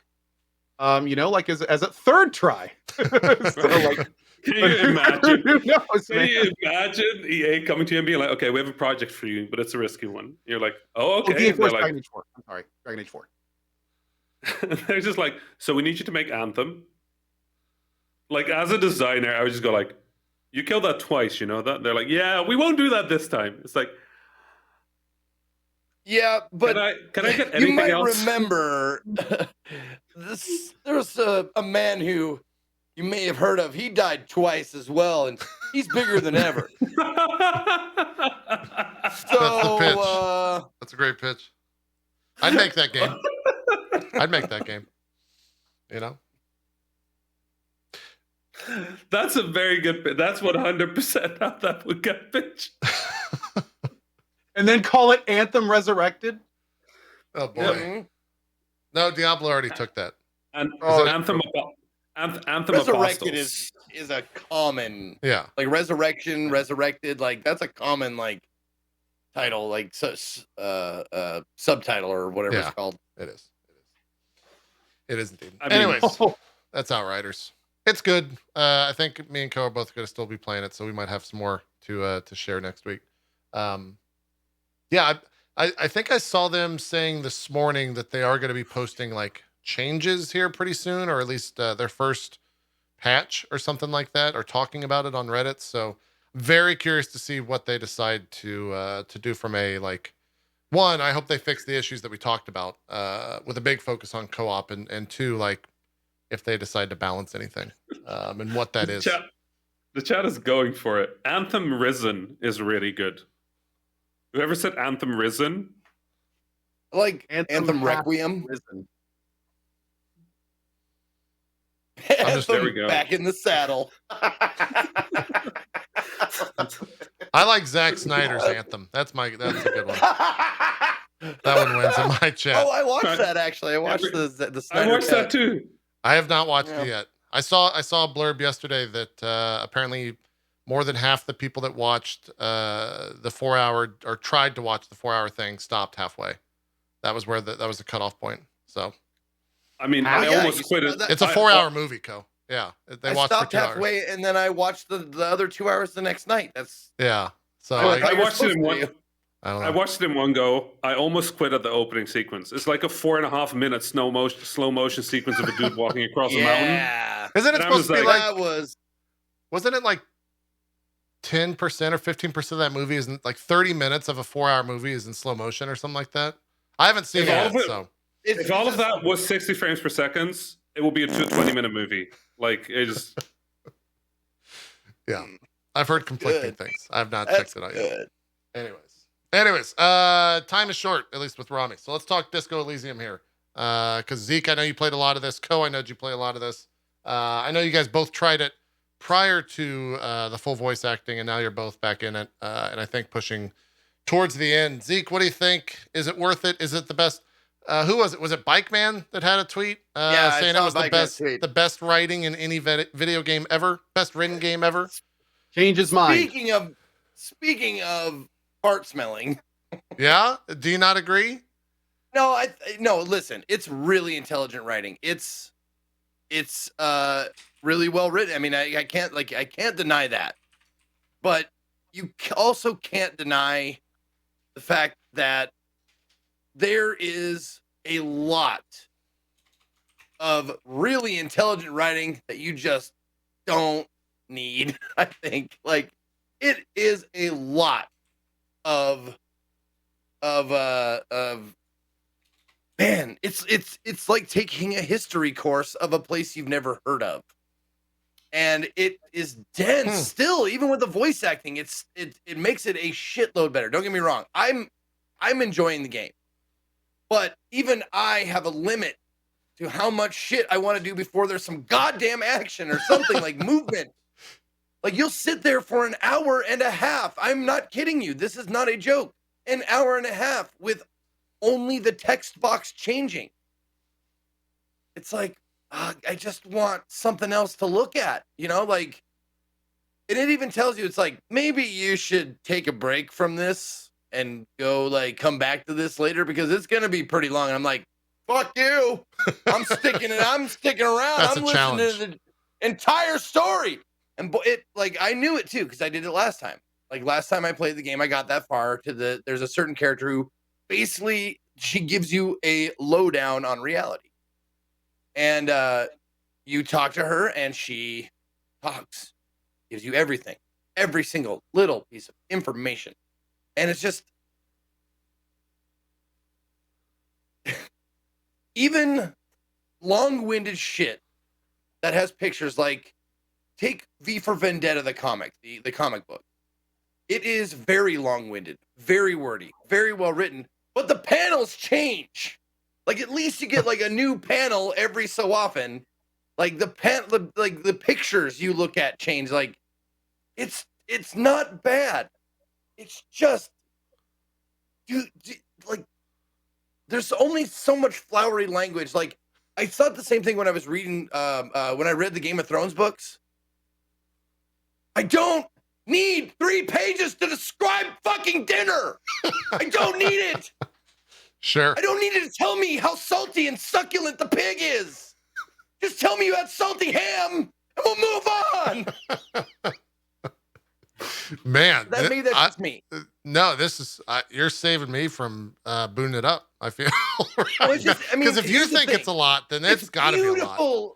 It's beautiful language, but a lot of it, like, is just that. It's flavor, and I've played D&D a long time, and I enjoy a good helping, a good serving of flavor text. I'm a big fan. I like it. It's like, it really complements the meal. But when the flavor text is over, like the mashed potatoes have overtaken the turkey, and the turkey becomes smaller and smaller, and the mashed potatoes become bigger and bigger. It's like, this is just mashed potatoes with a turkey chunk in it. Okay. All right.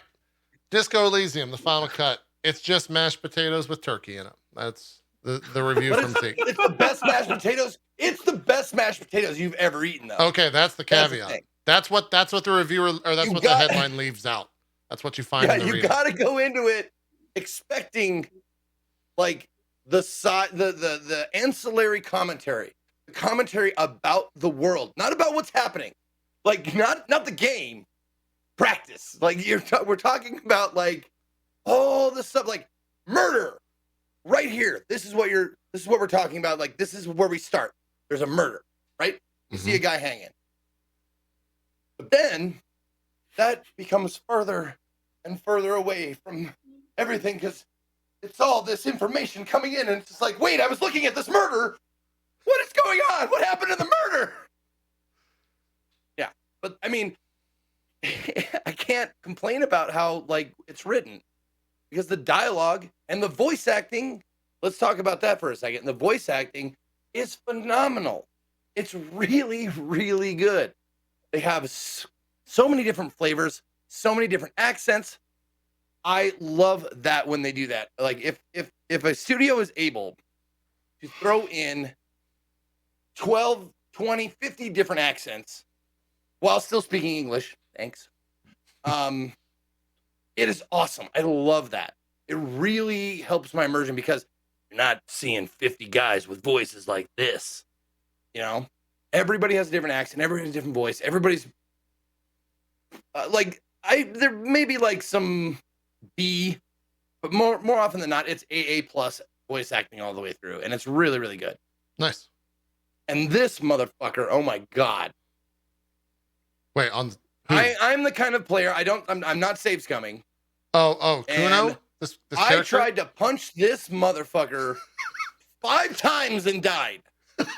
Like I died every time I tried to smack this kid, and eventually I didn't do it. I lost the opportunity. I gotta like up a skill or something in order to smack this kid, and it's just not happening. I gotta find something that gives me a skill up, so like maybe I have another chance at hitting him, or I gotta relate to him, which God I really don't want to do.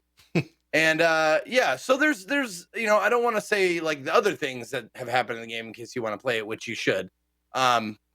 Just I think the gist I want to get across is it's okay to take breaks.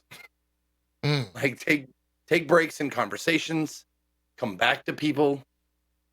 Like it can make you not want to exhaust dialogue trees if you have the wrong attitude. For me personally, I'm talking about me personally. I can't speak for everyone. I know everyone fucking sucks this game's dick all day, every day. Like it's so great. It's the next. It's a visual novel, is what it is. It's a visual novel with more parts, with more movement, just slightly more. But then again, I've only played 25 hours of it. Is that Zeke speed? Would you say? Maybe it gets more actiony. Oh, okay. I'm curious. No, go. I'm done. I'm done talking. Go. Well, I'm curious in terms. I feel like we went through the entire dialogue tree about what Zeke thought. We exhausted the dialogue tree. You exhausted my dialogue tree. Yeah. In terms of where you're at story wise, just to because I know See, there it is. Yeah, I just like a punch. I do want to get Co's thoughts because I love the smug smile the entire time Zeke was talking. Yep. Who's further in the game? Do you guys know? Have you chatted? Have you looked at each other's playthrough at all? Okay. It's a go anywhere kind of a game. So the first time I played it, I completely ignored because I went up to the body and I couldn't touch it or do anything with it because I didn't have a high enough skill or didn't pass skill checks. So I left and I went followed a completely different storyline and got way further in that direction than I have now. But this time around, I'm actually staying. I stayed in the central place for now, and I have gotten every dialogue from like the librarian, the boat lady, like the old guy, the pair of old guys. Like each one of those like people are like 2 hours each of just like shit. Dang. So like that's what I'm saying when I say it's a lot. That's what I'm talking about. It's because I want to complete this area talking to people, and then I'll see what's going on in the other area. Sure. No, that's which might not be the best idea for my mental health. Co, what are your thoughts on Disco Elysium? The final cut. So first, let's talk about my thoughts on what I just heard from this guy here. So we have something called a bad take. And what that means is if you go to the movies and you're like, I'm gonna go see this movie, and then on the way to walk in the movie, you're like, okay, I'm gonna go get something to eat, and then I'm gonna play the arcade game, then I'm gonna talk to my friends, and then I'm gonna go ride on that little spaceship ride, and then man, this movie is so boring. But you haven't even gone and looked at the movie yet. The whole thing about this game, first of all, I'm totally messing with you, Zeke. I completely see where you're coming from. But here's the point I'm gonna make. Here's the point I'm gonna make. All that flavor stuff that is there, I love that stuff. It fleshes out the world in ways that most games just gloss over. It gives this realistic edge to the game. But the thing is, and this is one of the things that I'm kind of surprised Zeke did it at all, is it is just flavor. Like you don't need to do any of that. Like I'm surprised with what I was hearing, Zeke, is like, why don't you just focus on the murder? Like you don't need to do any of that. Like most of this game is fleshy exposition. It's just there to kind of like the whole reality thing. You don't even need to do that. Like it's just like if you're trying to figure out more about yourself and who you are and the state of the world and the ultra liberalism and how that stuff works. And let me like put it to you this way. Co, I want you to read Lord of the Rings, Fellowship of the Rings, but I want you don't really need, you skip chapter 3 and 7 and 9. Skip those. You don't need those at all. It's just flavor. Like, doesn't that sound a little weird to you? I want all that shit, but it's a lot, you know? I see what you're saying. And maybe there's like a little bit in there that adds more flavor to the main thing that you do want to do. So, I mean, that absolutely makes sense. But like, I think one of the things that makes Disco. Let me start at the beginning. This game is amazing. It does things in ways that I've seen no other game even attempt, let alone do well. Like some of the conversations that you have, some of the way that it flips things on you, some of the dialogue options it gives you, the ways that your own body and mind interact with you in the dialogue. Like sometimes you'll be having to talk and your body will just stop you. A part of your brain will stop you and be like, wait a second, did you think about this? And what's crazy is that's the devs talking to you. Like a lot of times it comes off as kind of like, the different skills hitting checks and stuff. But a lot of times it's like the narrator is jumping in and being like, hold on, did you notice when that person said this, this, and this? And a lot of times your only option is like, no, I didn't. And it's like, well, you should have. Let me tell you why. And it like kind of goes into like why that. I mean, I just had a dialogue where literally other parts of me were tricking other parts of me, and one of the part was trying to convince me that the other parts of my body were working with the person I was talking to and not me. And like it was this crazy conversation where it was just like, what is going on? But at the same time, like incredibly well written, like everything just kind of clicks. Every time I clicked, I was just like, it just kept deeper and deeper and deeper down the rabbit hole. And like this one conversation, I realized at the end of that part, it's like, this is one thing that I might take from another game and be like, that part of the game is incredible.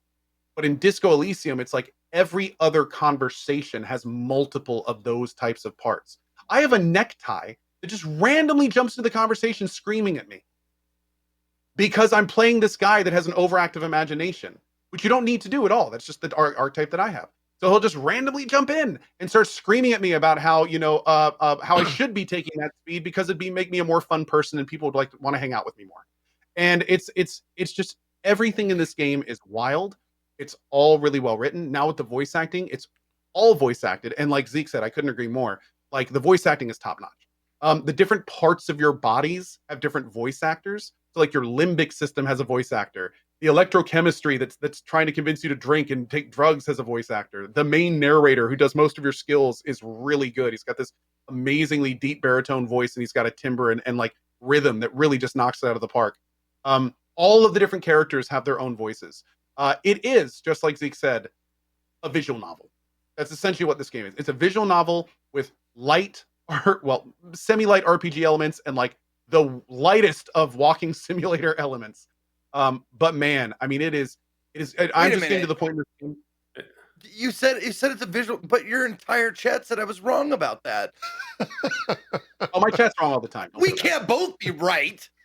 Yeah. No, I mean, you are both right. You're absolutely both right. Yeah, I mean, it's a visual novel in terms of the raw amount of writing that conveys the game. Like that's a visual novel. I call a game a visual novel when it's primarily in the written medium. When most of it is being delivered to you through writing or in many cases voice acting. Like I would argue that Detroit Become Human is visual novel-y, where a lot of people would disagree with me. But it's the kind of thing where this has lots of different elements, and even if you catch it at the right times, it'll look almost like ARPG point and clicky. Like a point and click adventure game. So it combines a lot of things to kind of come up with its own method of delivering its message. But again, at this point, it's a fantastic game. It is a very adult game. That's one thing that we've talked to my chat a lot about. Like this is a kind of game that you can clearly tell this is not designed for people that are kind of like passive gamers. Like you kind of need to be paying attention the whole time. It's really interesting stuff if you listen and get the story. But if you're the kind of person like me in most of my 20s that would, like have an episode of Family Guy going and just kind of like messing around in a gaming kind of thing, like you'll miss too much in this game. There's too much important stuff. There's the nuance is everywhere. So if you miss a little bit of it, it can kind of throw off everything else. And also just the humor and everything is very adult oriented, especially when you talk about characters like Kuno and some of the stuff he says. It's very jarring. But at the same time, like it's unique. It's incredibly unique, right. And it's quickly becoming one of my favorite games. Real quick, Ben Silencing put it pretty well in JP's chat. Said Zeke read History of Middle Earth, co-read Lord of the Rings, and that can happen. And that's what happened to me.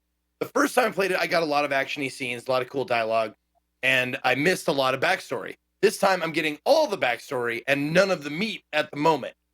But that's the thing. I'm ready for it. I know it ramps up, and I'm ready for that shit to happen. It's just I wanted to like the completionist side of me wants to like, okay, I've talked to every single person in this little area, and I've done every single thing, and now it's just gonna go like a bullet.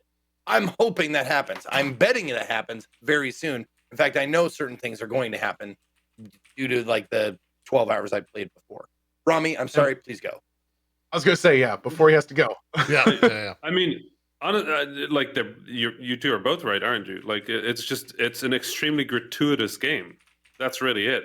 It's like everything it does to the extremes.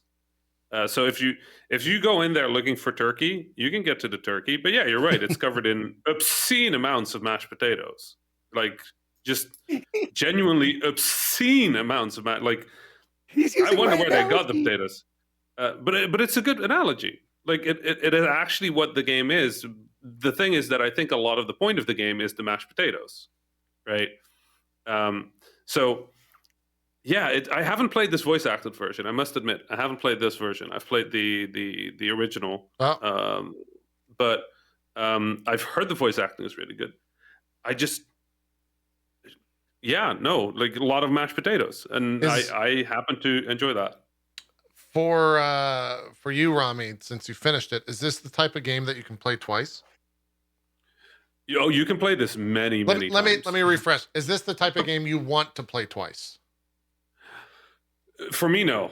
Okay. But I'm also the kind of person that has only played every Mass Effect game once. Right, like when I've done a run of a choose your own adventure-esque game, that version sticks with me, and I don't want any other version. I'm like nervous about the Mass Effect remake. Like you don't want to not like it? Is that the issue? No, I want to play it, but that's not my Shepard. My Shepard did all this stuff like 10 years ago, and I don't want to. What if I do it wrong? What if it's not like my original Shepard? I forgot what choices I made. I think it ended up pretty well, but I get that. But I have one Shepard, and similarly in games like Disco Elysium, I have one run of the game. That's my run of the game. I'm happy with that. I ate a lot of potatoes. It was great. All right, there you go. Disco Elysium, the final cut, and potatoes. Let me just say, finally, I love the game. It's just. You ever love someone, but you have to like, you're like, okay, I have to set this down for a minute. I have to set it down for a minute. I have to digest all the mashed potatoes I just ate. I have to let them sit there. I have to take a nap. And I'll come back to it tomorrow. Like you realize the game is still good. The game explicitly told you to take a break at times, and you were like, "No." Well, yeah, somebody was like, "Sir, I'm not taking a break. Sir, you've been eating 7 plates of potatoes. You should really stop eating potatoes." He's like, no, bring me more. Just make me more. I can have more. One more plate, please. One more plate. Not that there is maybe there is, but not that there is a specific way to play any game. Do you think that like streaming this game benefits it or hurts it for you, Zeke? Zeke, talk about the integration. The Twitch integration. Oh, that's right. The Twitch integration. It's actually really great. It's definitely enhancing for sure. It's because if I was playing this on my own, I'm not gonna lie, I'd be save scumming, I'd be min-maxing, I'd be like trying to like pass every check the first time through, or like like because in this game you can pass any check you want if you reload enough times, because there's a double sixes passes anytime, passes every check. So you can just reload until you have rolled double sixes, like for any check you want, I think. But the way I'm playing it is very much Twitch integration, where every single time you get like dialogue options, 1, 2, 3, whatever, you hit this little thing on the right hand side, and people can just click the screen to vote through the extension. Like you have to get the Twitch integration and the extension overlay.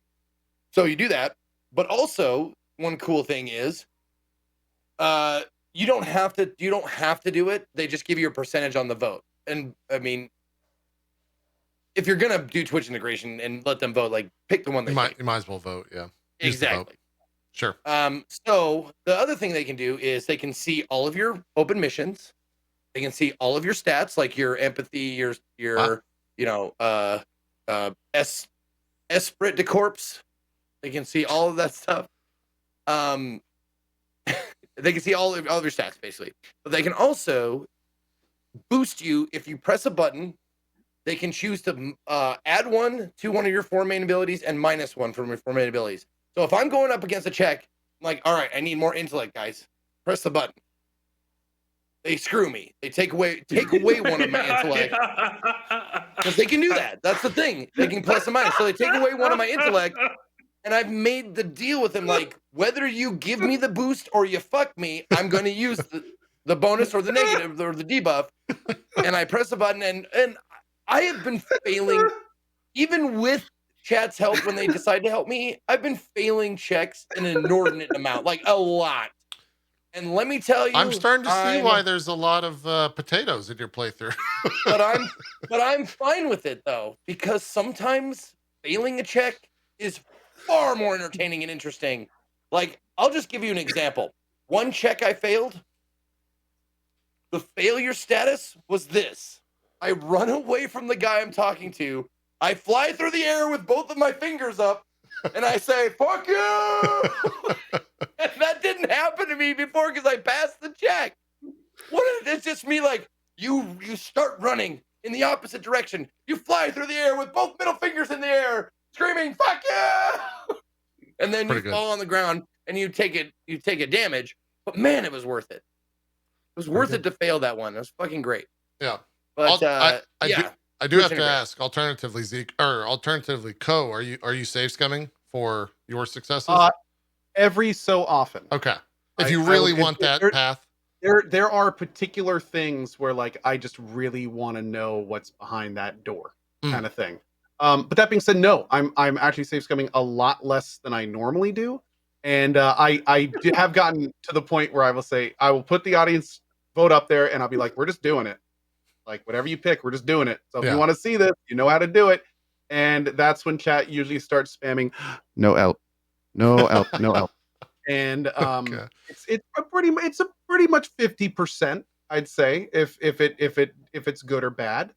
You know, like they don't treat me too well, to be honest. But you know, it's a lot of fun. And I like using the not only, as Zeke was saying, not only can they do the stat thing, but the voting thing is very cool too, because it just, like, you just press a button, chat gets for 15 seconds.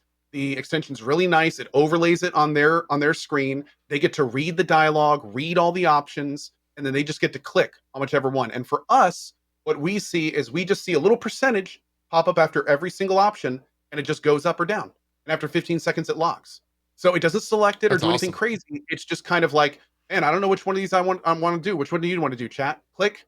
Just wait 15 seconds, and then all the percentages are right there. And most of the time I go really with it. Quick. Sometimes I'm like, no, chat, I'm not going to murder him. Jesus. And then I'll pick, like, the option that I wanted to. But I'm yeah. saying, like, that's pretty funny. Guys, I love you all. You I have to run. I have a live interview on TV. No, I know. I was going to get you out of here. The producer's calling me. Okay. Do you have anything to say, Rami? Love the mashed potatoes. This is super fun. This is great. Like this. Always such a pleasure to be here. I loved hearing all your takes on Disco Elysium. Honestly, that was fascinating because for me, I can't see past the narrative web. The, like, holy crap, how did they do that? And to just hear a pure experience of it is lovely. I'm just doing. Yeah, I don't know what just happened. It's okay. Anyway, total pleasure. Total pleasure being here. Total pleasure with the chat and everybody. I hope to be back sometime in the nearby future. For now, check me out on Twitter, @THA_Rami. I also have a podcast if you happen to be, like, into Arabic culture or something. I have a podcast called The Habibi. Somebody's calling me. I'm gonna hop off. Love you all. Bye, Rami. Bye. Have a good day. Rami, Bye, bud.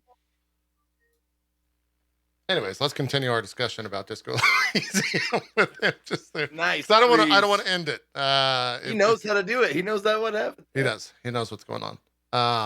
Yeah. Any other commentary before we are going to take a break? I suppose here would be a good time. But Disco Elysium. Took 3 days off.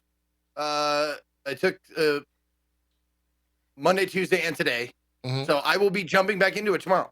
Like, that's what I'm saying. Like, I'm excited to continue this game, but it's those small bites, little small bites, Sure. and then take a couple of days to digest all of that shit. I am excited to see where it goes, and I hope you guys join me. However, I will say, like, as a streamer, it's tanking my numbers. Like, it's not doing very well at all. Yeah, I mean it's a The big problem with the game is it's the same thing that I encounter when I do those long RPGs that I play, where Yep. it's kind of like the first few days are generally pretty cool because you have this large group of people that want to check the game out or Yep. are wanting to get in at the beginning. But the longer you go, the harder it is for people that didn't jump in at the beginning Yep. to Oh, actually yeah. follow what's going on. totally. So Oh, it yeah, becomes harder and harder and harder. It's the same thing I'm dealing with Persona 5 Strikers right now. Yep. Whenever I stream Persona 5 Strikers, people jump in and they're just like, what the hell am I watching? I don't know who any of these people are. I have no idea what's going on in the story. Why is there Like, an army of why does Jack that guy have Frost? a flaming motorcycle? Yeah, Or that? like it's just I like the music. true. But yeah, it's a thing. So yeah, it's tough to stream, but it's one of those games where it's like it's worth it. The best thing also I can recommend, and this goes to anyone wanting to stream it, including you, JP, if you want to play it, section off a few days and give it as much time as you can in those days. Like try to beginning to end it as fast as you can. Pick like a 4-day thing and do like 4 10-hour streams. Yeah. And just like brute force it, and it'll be better for the channel and also better for the viewers in a lot of way, because they can follow along like real quickly with what's going on. Yeah, makes sense. Probably the best way to handle that. Yeah, it's the type of thing where there's so much. There was so much buzz when it came out, and now with the final cut being out, there's more buzz again. I will say that the conversation around it is incredibly like highbrow, artsy fartsy stuff, and I generally Mhm. will not necessarily shy away from that, but it's also the type of thing where I'm like, I kind of like games where the numbers get bigger and there's big explodey bits at the moment. So Man, yeah, for it's rough for someone with like ADD like I have. It's like I get shit on a lot because it makes me seem like I'm not intelligent enough to understand it. sure. It's my attention span is not long enough to care sometimes. That's Yeah. the problem. Yeah. You know, it's like a lot of people can just sit there with a book. You have to train your brain to do that shit, man. That's all it is. Exactly. Yeah. Exactly. Yeah. As someone who's recently started reading again, and it was like, all right, I can read maybe 10 minutes before I read a whole page, and I don't know what I just read. Whereas as a kid, Yep. I would read an entire book in like, 400 or 500 pages in like 3 days. And I would be able to retain everything. It's just, if you don't use that skill, you lose it. Instead, I play the potato chip of gaming and just see numbers go up and explosions occur. And that's great. It's easy. It's easy to turn my brain off with. But yeah. It's funny you say that. I mean, I think I'm that's actually, why. Well, Oh, go ahead. go ahead, Zeke. Go ahead. I think that's why I've been enjoying Valheim so much. Mm. Like lately, just offline, it's like I get the denseness of Disco Elysium makes my brain like. Remember that Far Side cartoon where he's like, "I need to be excused, my brain is full." Yeah. Like that's what I feel like after a Disco Elysium stream. I'm like, "I'm sorry, my brain is full now. I have to go. Bye bye." Dude, So I go to Valheim and I'm just like, "Strong guy, chop wood." It's- Woohoo! alternatively, I'm getting that on weekends with Final Fantasy raids. We'll raid for like 6 hours, and by the end, it's just like, I'll see you guys. Like, I can't think. My brain is filled with too many mechanics in an 8-minute period that we've been doing for 10 hours or whatever. It's a lot. But what were you gonna say, Co? I think about reading or Oh yeah, I actually just started reading again recently, like end of last year before Yeah. bed, trying to replace my cell stuff. And the amount of times that I have to reread things is just amazing. Like I'll get to the very bottom of a page and just realize that I have no idea what just happened. Yep. Unless, of course, it's the opposite. If I'm super interested in something, everything else shuts down. that's And great. my wife would be screaming at me, and I'm sitting here at the end of like a Brandon Sanderson novel in the Sanderland. It's just like going like this, and Yeah. it's polar opposite. It's Yeah. polar opposite. Yep. Yeah. That book specifically, at least for me, is the first one is definitely like, oh, we're just gonna introduce you to 3 random characters that don't have any meaning, and then it's like, oh god, I can't read 3 sentences without being distracted by something. But then it gets into another chapter. It's like, all right, chapter done. Oh god, it's 2 a.m. I gotta go to sleep. Like, yeah, same thing. That's Disco Elysium. In a nutshell, the final cut. I'm interested to circle back once both of you have finished it, so we can get kind of the complete conversation, the complete package of that. But we got to take a break. So let's take a break. We'll come back. I'll talk a little bit about Monster Hunter Rise. Zeke, you played, I hope, is it Narita Boy? Right? Narita Boy. Yeah, I got a code for that. Watched the video of it, and the music was 10 out of fucking 10. I'm interested to hear if the gameplay is 10 out of 10 as well. So we'll discuss that. And Co's been playing a bunch of shit as well. So we got more games coming up, and we'll try to cram as many of those into about a 45-minute segment right after this. Shout out to Rami for coming on as well. I'm not sure I don't know if his stuff is being streamed on Twitch or if it's an actual like proper TV interview. But if there is a place to watch that, we'll post it in chat and get it out there for you guys. We'll be right back though. About Al Jazeera and BBC. Okay, maybe it's just like flat out TV. One or both. Yeah. I think most of that stuff is usually pre-recorded, but yeah. Anyways, we're gonna take a break. We'll be right back with more drop frames right after this. We'll see you guys in about 5 or 6.